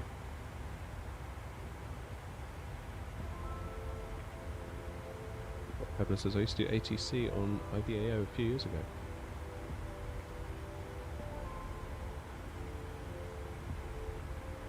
Is there like a shortage of ATC people on like VATSIM and those kind of networks? Because I often wonder, there must be way more pilots wanting to fly than there are people wanting to do the ATC. Would that be fair to say? I know it's kind of like when you play certain video games like Overwatch. You can either be like the person who runs in with the gun and does the shooting, or you can be the healer who heals the team. And there's always a massive wait list to play an online game if you want to be the person doing the shooting, because no one really wants to be the healer.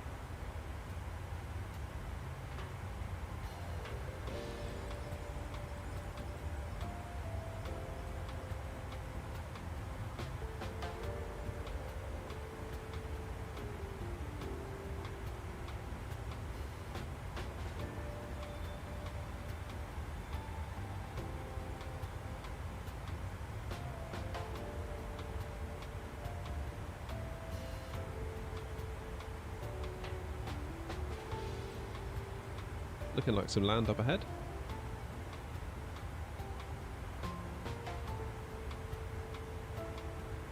Question, can I upgrade my Nvidia 3060 to a 3090 still using an i7 processor?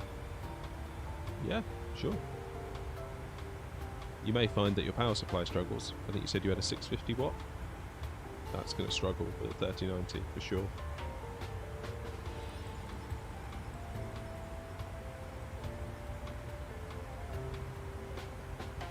It might pay to look at a 4070 if you're looking at that level of performance as the target, because a 4070 roughly equates to a 3090/3090 Ti, but it's built using a newer fabrication process, 4 nanometers versus the whatever it was with the i30 series. So the same level of performance uses less power.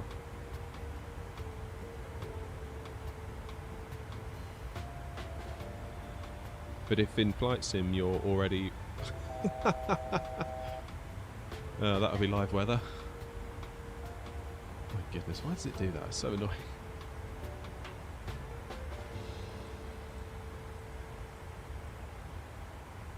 Yeah, so before live weather decided to completely reload on us, see what it is that you're limited by in the sim. If you go into the settings and enable developer mode, you'll get like you can activate frames per second, and you'll get like a little thing up here, which is what we had on earlier. And it will tell you whether you're limited by the main thread on your CPU, or whether you're limited by your GPU. Now, depending on what i7 you have, I don't suppose you know the exact one, because an i7 from a few years ago is a very different animal to an i7 from today. But yeah, if I was going to go 3090, I've got a 650 watt myself running a 3070, which is fine. But Nvidia recommended 750 for a 3080, and the reviewers recommend even more than that really if you go 3090 Ti.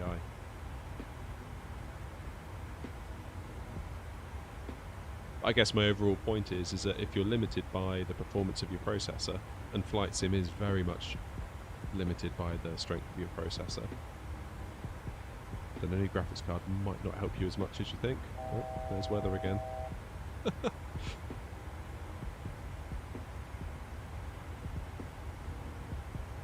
Oh, rubbish, why does it do that?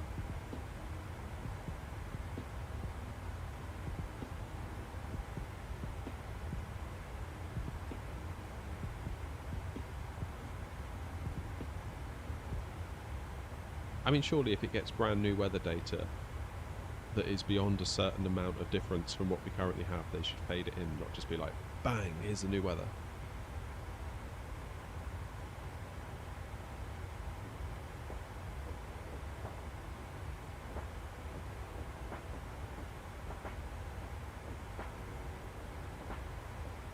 If you are limited, Rock Pebbler, by your processor, and you still want a new GPU, consider the 40 series, because that will get you access to DLSS 3.0, which is where it will dynamically generate frames using its AI cores. So if you imagine the game renders frame number 1 and frame number 2, the the graphics card will look at the two frames, work out what the difference is, and generate its own frame that sits in the middle.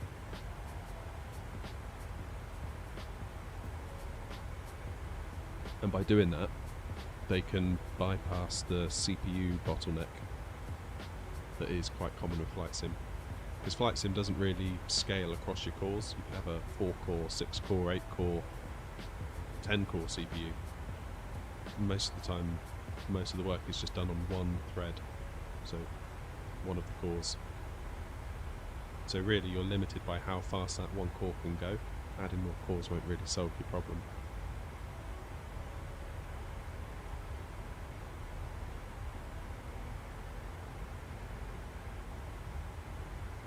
So in a lot of cases, people with like really high spec GPUs, Flight Sim, the GPU might only be using like 50% of the power of the GPU because the processor won't allow the GPU to go any faster. i7 is 6 months old. Okay. Do you know if it's 12th gen, 13th gen, 11th gen?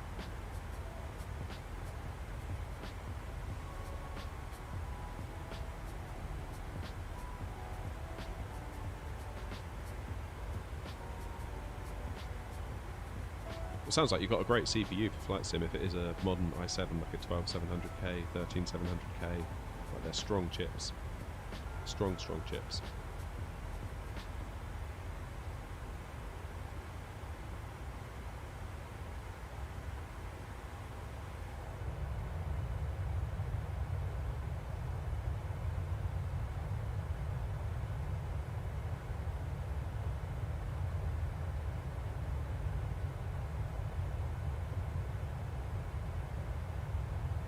Ref controllers, it was always hard to get people to do it, yeah.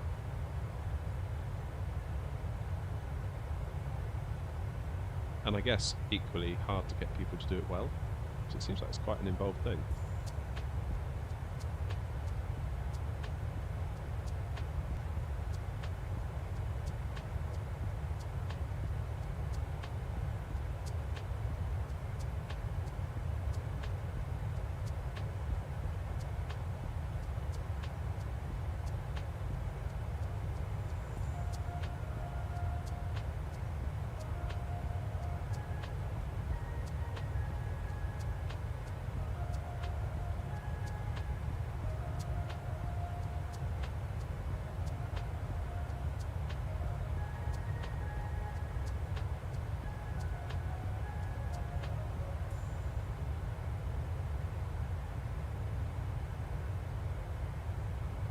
Is it just Flight Sim you're using, Pebble, or are you playing other stuff that might benefit from the GPU?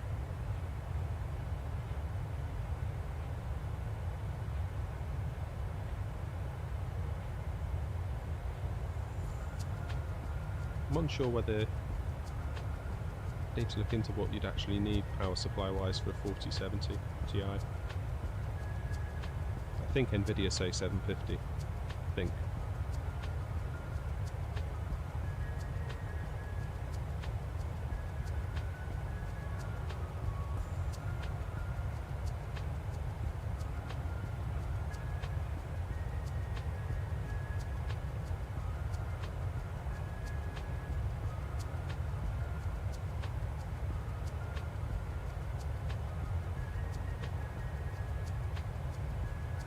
How are you connecting the monitor at the moment? Is it HDMI or DisplayPort?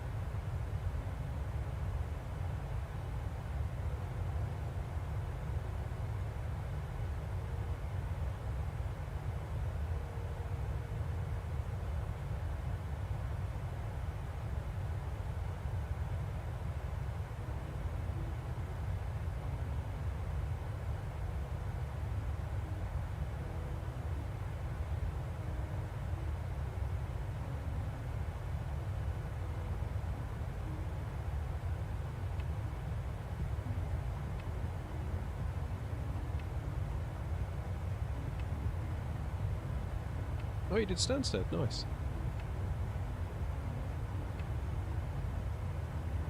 So is it quite common then, if I was to go onto that sim, I could fly somewhere and there just might not be a controller? If I go to somewhere a bit off the beaten track. Obviously, if you stick to the Heathrows, the Gatwicks, the Stansteads, big hub airports, I guess there'll be someone on.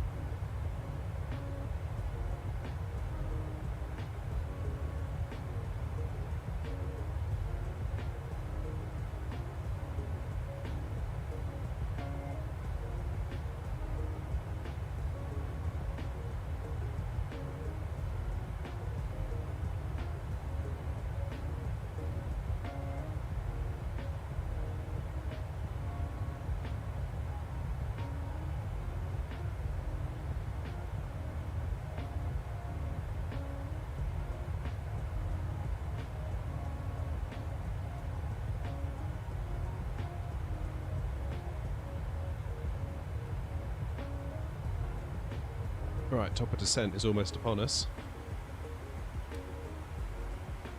And a little over 10 miles, in fact.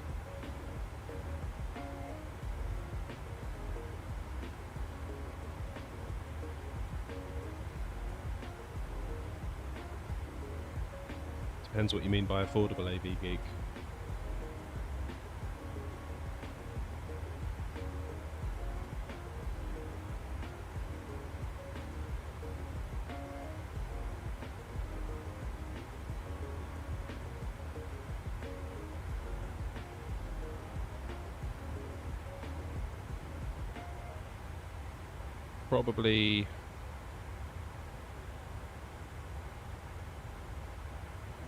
Probably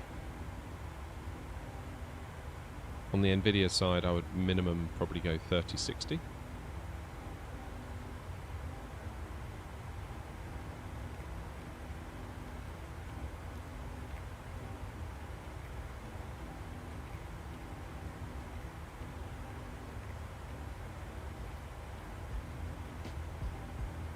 It's hard to know what prices are in your region to really be able to offer decent advice.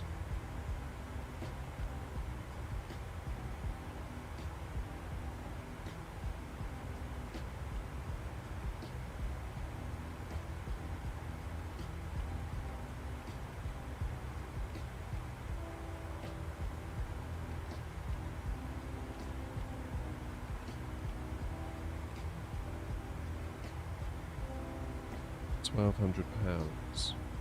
Yeah, so here in the UK, that might get you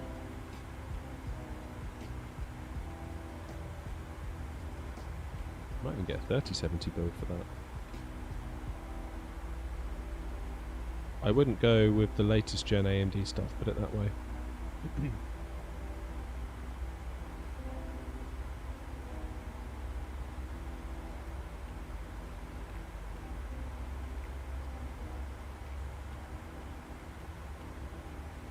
So my CPU that I spent nearly £300 on is now 157 here in the UK.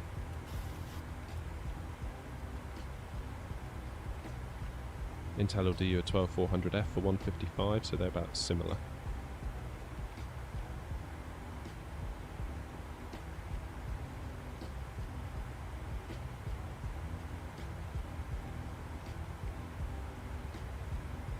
CPU coolers have got expensive.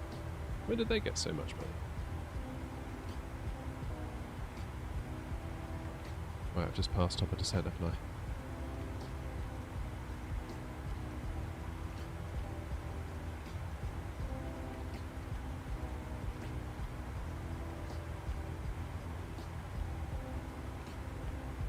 Right, why are we not descending?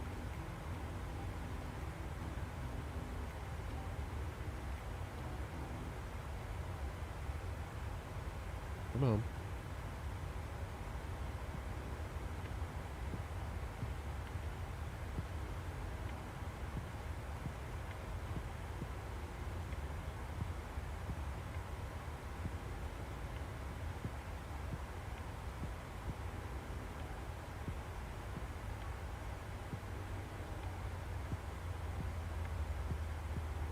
There we go. So what are we going down to? 3,000 feet.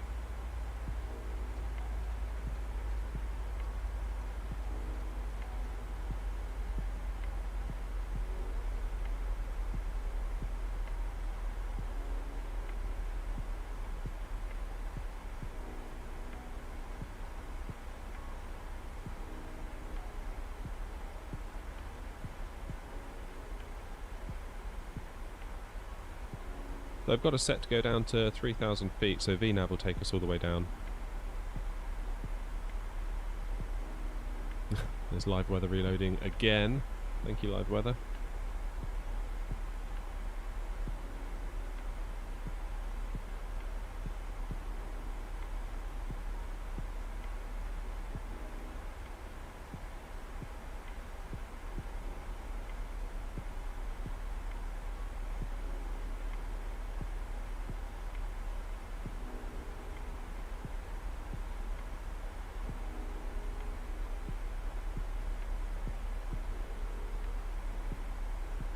Just seeing like roughly what would my system cost to build nowadays.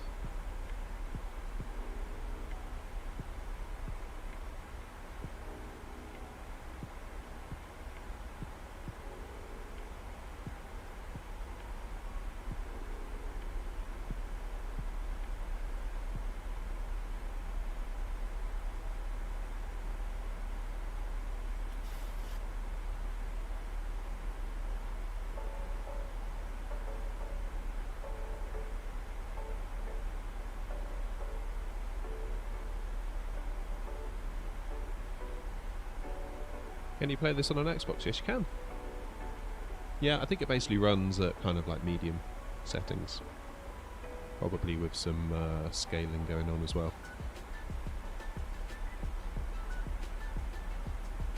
But you lose a lot of access to, like the plane I'm in now, you can't get on Xbox. Oh yes you can, but only recently. But other planes you may find you can't get on Xbox. A lot of the mods you won't be able to get on Xbox. It's very much you just play what it is out of the box, really.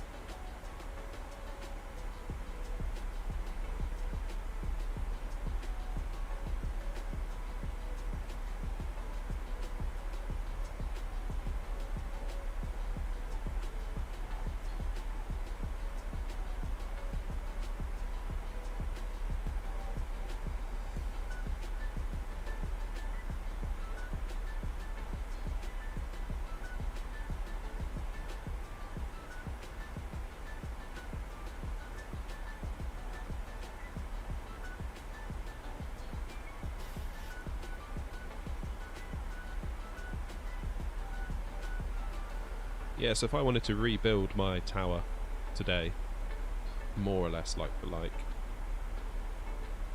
PC Part Picker has it coming out at £1,234, and I cheaped out on the SSD a little bit.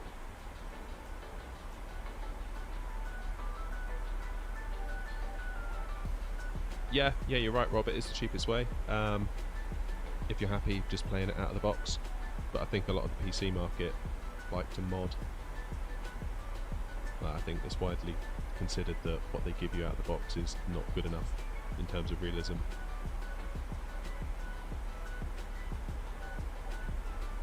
Study level they call it, which most of the planes that come with the game are not. which is why there's a whole market for third-party developers to charge you £70 a plane to get as close to the real thing as you can, which you just wouldn't be able to get on the Xbox, with the exception of the 737, I believe. Because the Sim has its own marketplace, which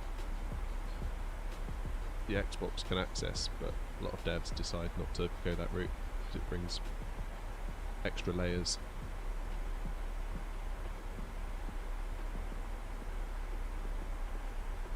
Right, I'm going to quickly pop into the house while we're descending, and before we land, because we've got a few minutes yet, so I'll be back in a moment.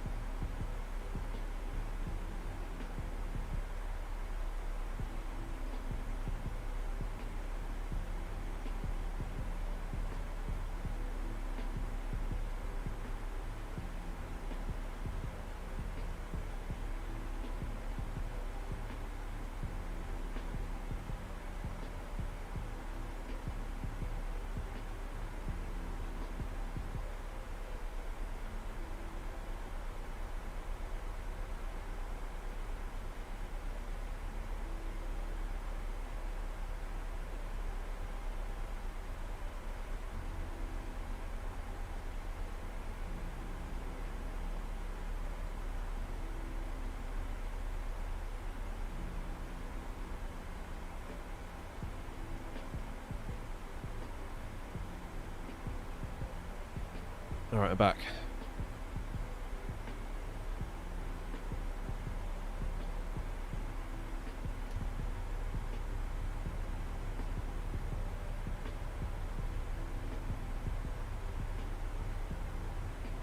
Looks like we're a little bit above profile, which means we're a little bit on the high side. So,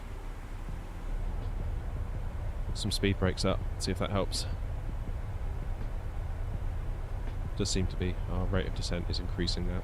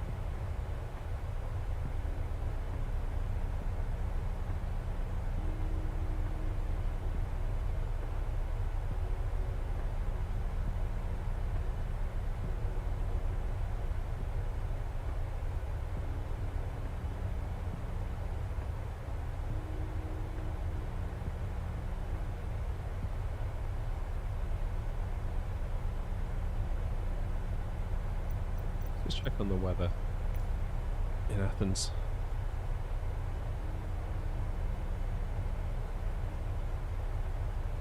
Yeah, that's where we're going, LGAV.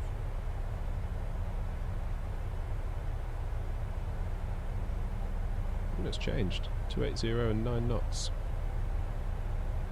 QNH 1012.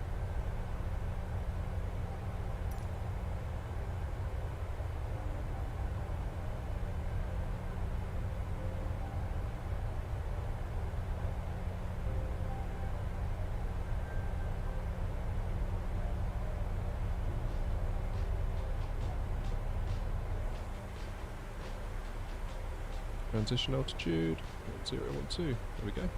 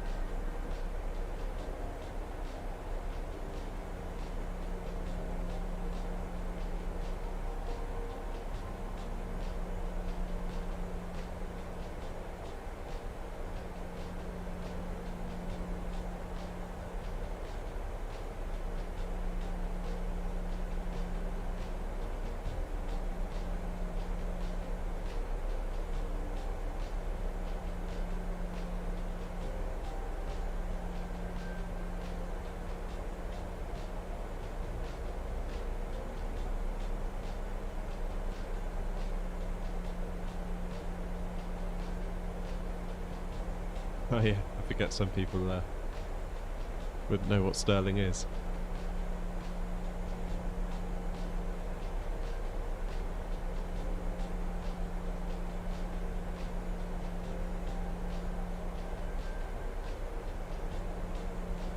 Not sure where it came from, the word sterling.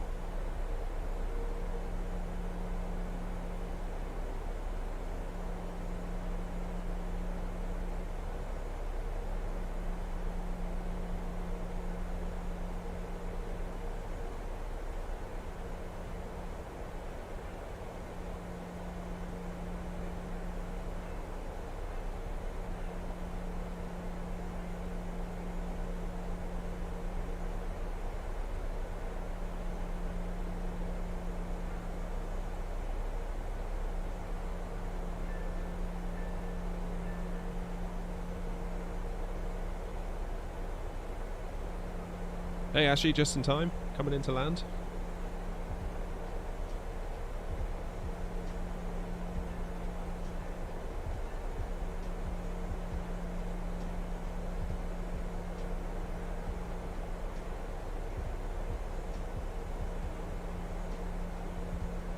Rough conversion to Aussie to the pound. I didn't know that. Okay.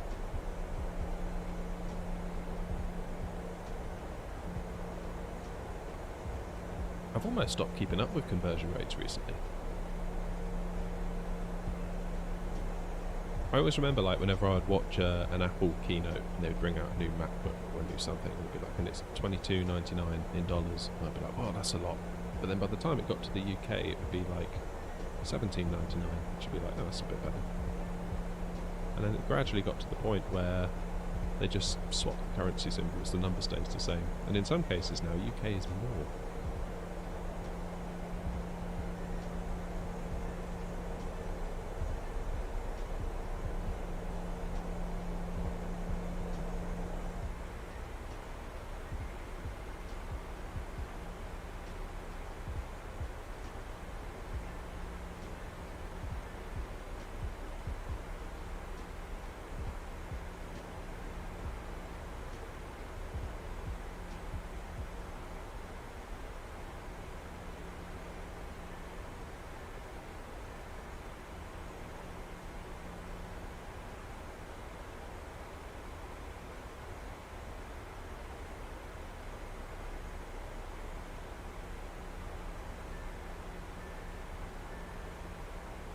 What's the euro doing relative to the pound at the moment?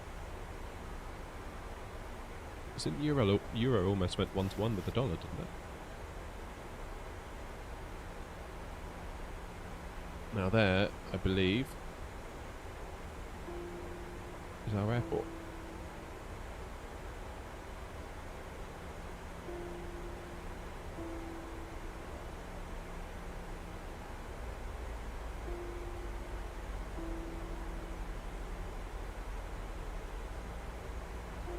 Alright, 10,000 feet. Time to get some lights on the go. Actually, we won't do those, we'll just do...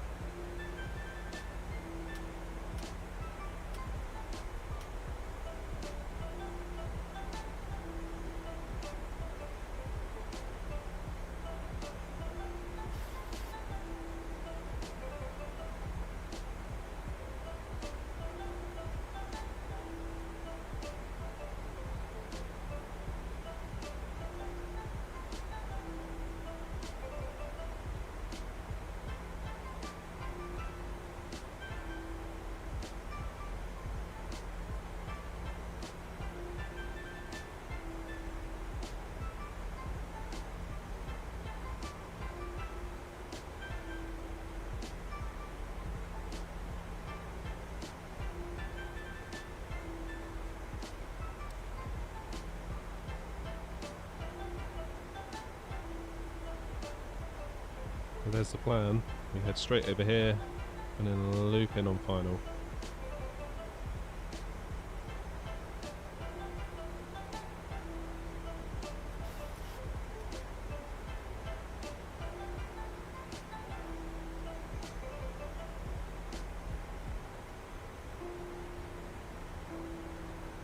Sounds collapsing.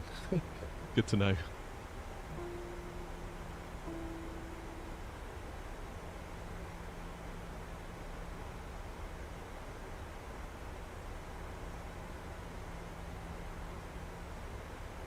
We won't be doing any real flaps until after our decel point because we're a little bit too fast for flaps at the moment in any case.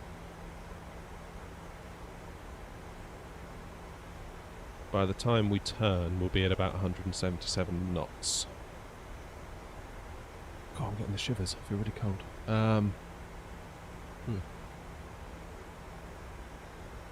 So if we land at flaps 30, that's 150.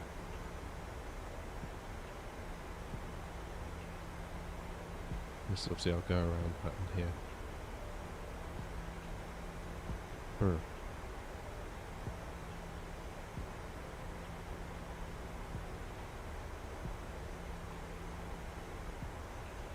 ILS is 111 dot what? Okay.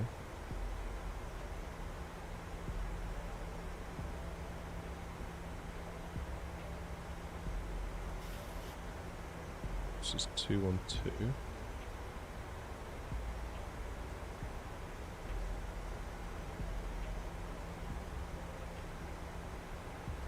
Just in case.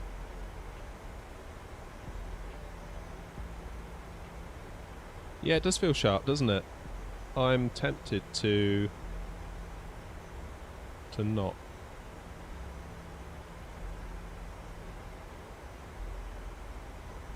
I'm tempted to do a heading select at this point.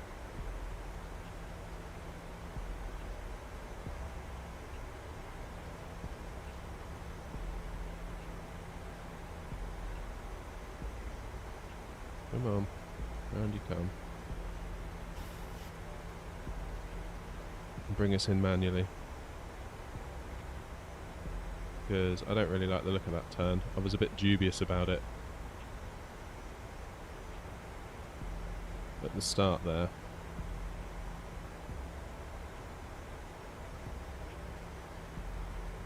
What we'll do.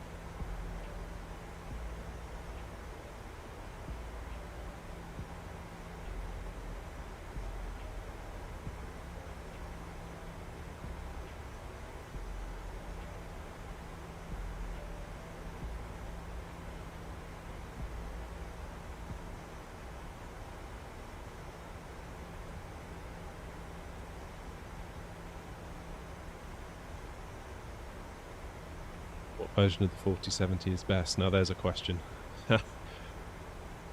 As in which manufacturer, because they're all the same chip from Nvidia. It's just whichever board manufacturer you go with.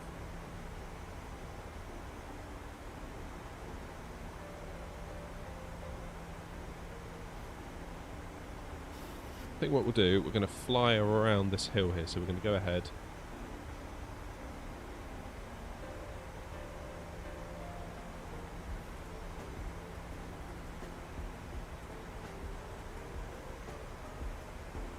Just going to hold our altitude here as well. Don't want us to get too low too quick.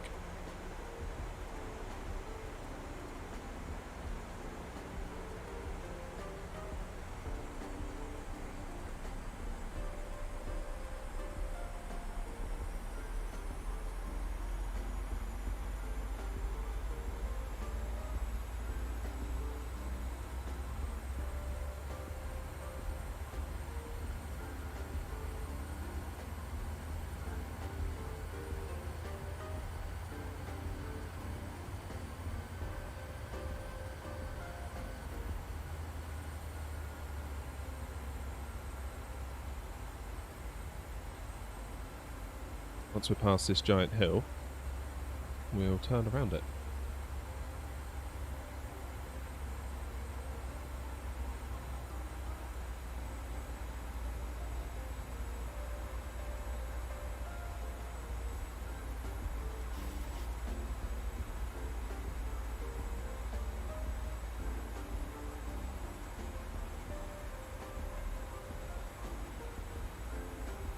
Yeah, to answer your question, Rock Pebbler, it's quite a difficult one to answer.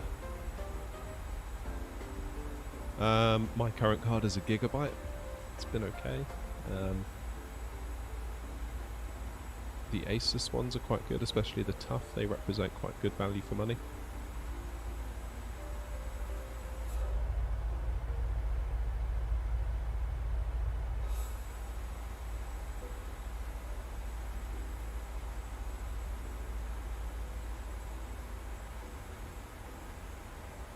Yeah, so that 4070 in general is a 12 gig card. You can't get any higher. If you want higher, then it's a case of choosing a different model, maybe like a 4080 or something like that, you know.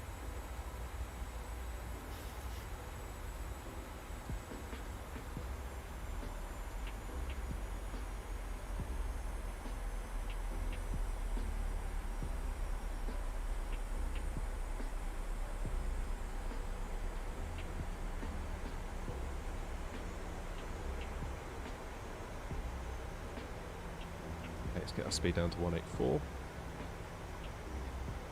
As per the plan.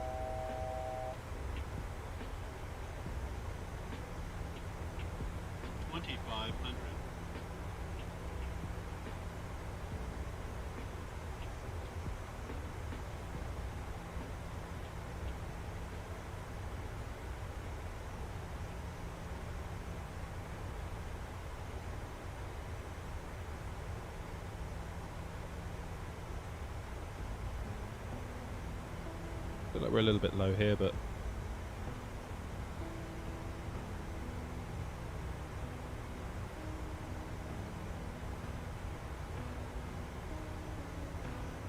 let's get out over this water.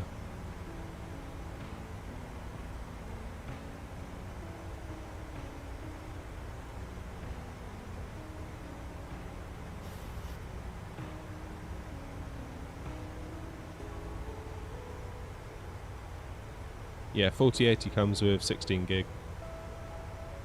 and then 4090 I think you're back up to 24 gig. But I notice on my 3070 with 8 gig I struggle in this game and in others. Do auto brake 2.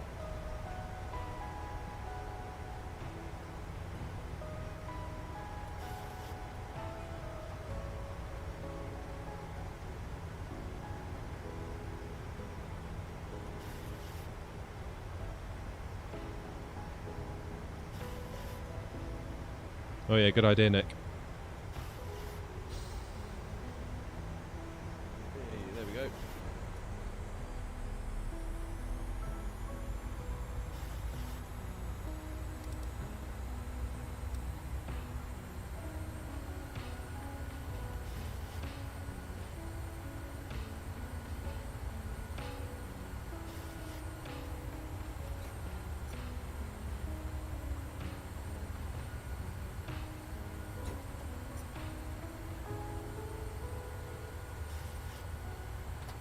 Okay, let's get flaps out.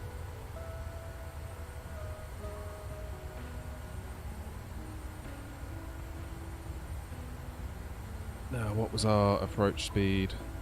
150 knots.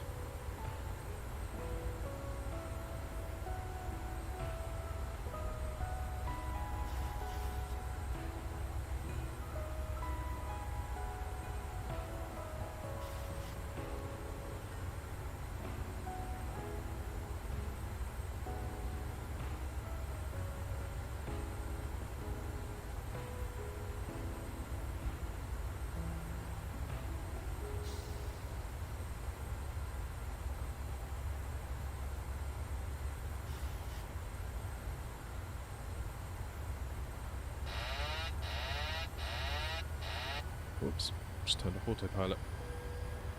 Airspeed full. Airspeed What is it full. doing?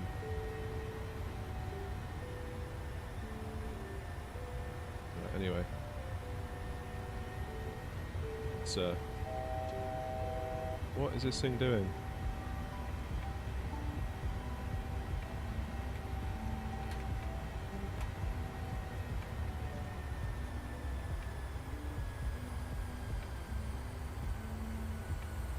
I don't know why it just did that.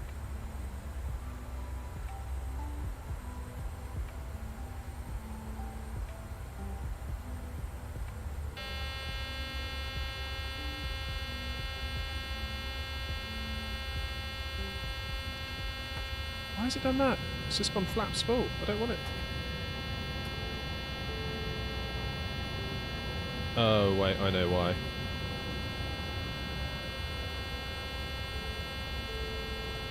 I know why.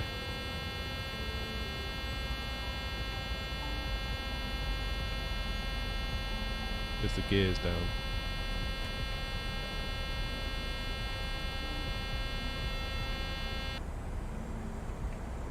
Okay, so that was weird.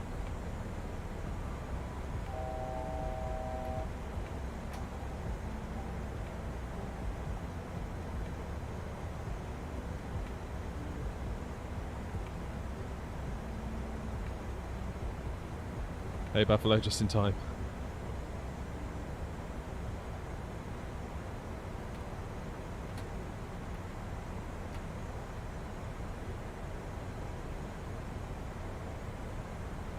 Let's get over to the right a little bit.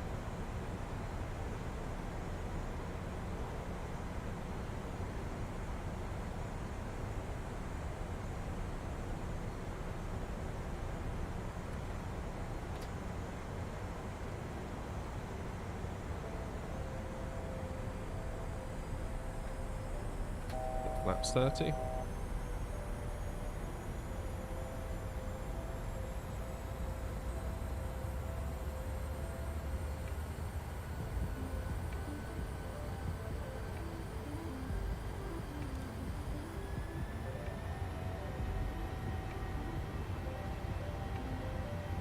What is it doing now? Why is it in toga?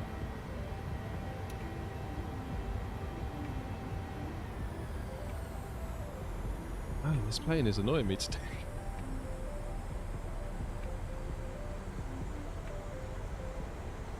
What is it playing at?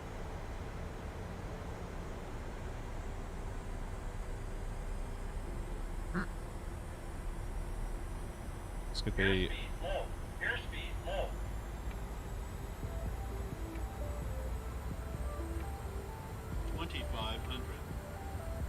This is going very badly, everyone, just so you're aware.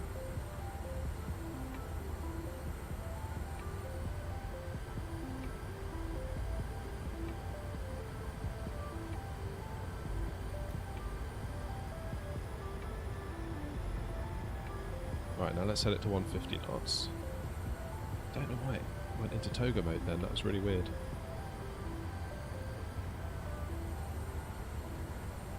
Yeah, that's right, and the reason why the flaps went the way they did, I think, is because I pressed something in the FMC.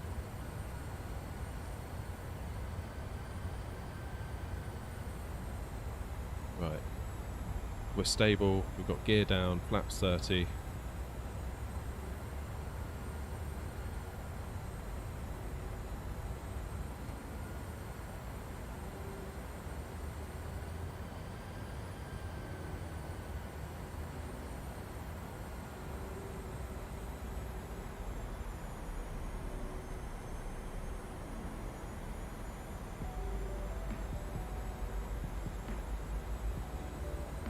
Nothing like a bit of stress right before landing. That's what I don't like about this plane. You press a button, it just goes and just does its own thing. Like, stop, stop, stop, stop. I didn't want that to happen. Right, glide slope. Let's go.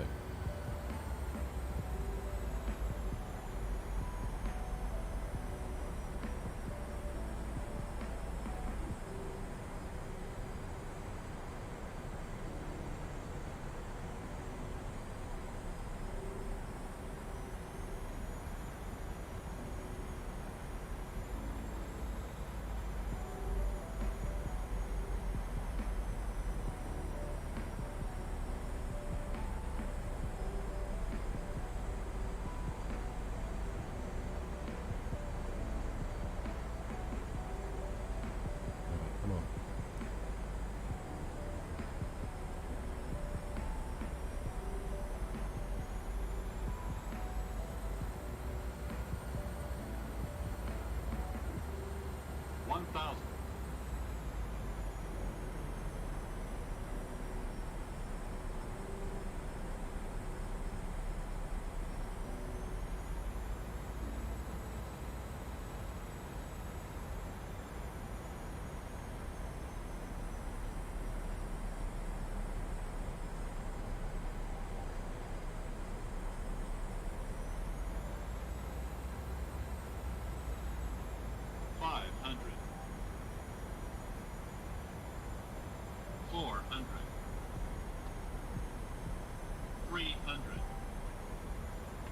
Glide slow.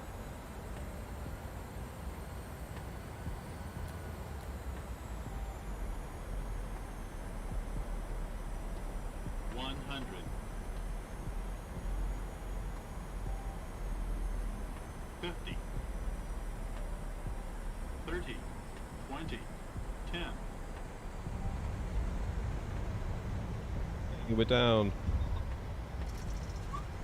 Just. That was a bit of a wobble there at the end, wasn't it?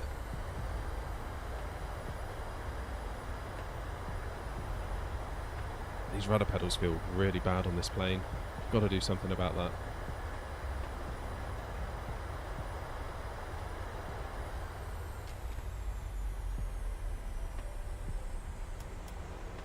Well, that was not my finest, that's for sure. But we're down. God, this plane stresses me out. I feel absolutely stressed out now. A320 I'm like totally chill with.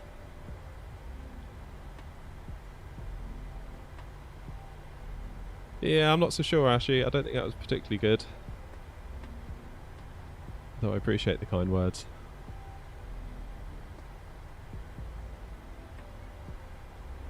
Not particularly good in the crosswinds on the 737. I always feel like I kind of come in at a bit of a strange way.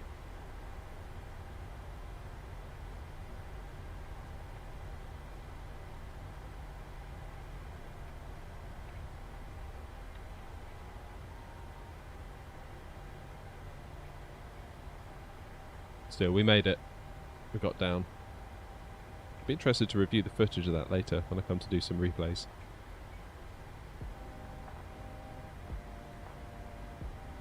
Quite often what looks a little bit weird from the cockpit can actually seem completely normal when you look out the window.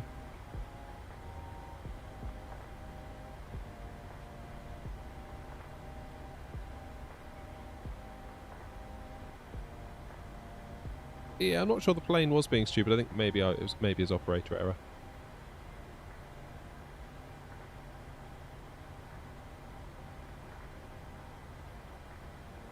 Now then, truck, you're not going to get in my way, are you?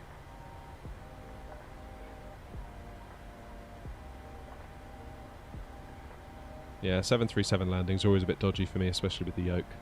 They were dodgy before the yoke, and they're even more dodgy now we have the yoke.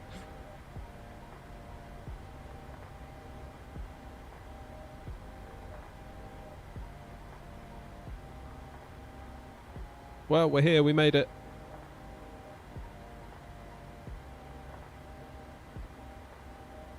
We made it to Athens. Once again, the plane completely succeeded in stressing me out. But that's okay. That's its job. There we are.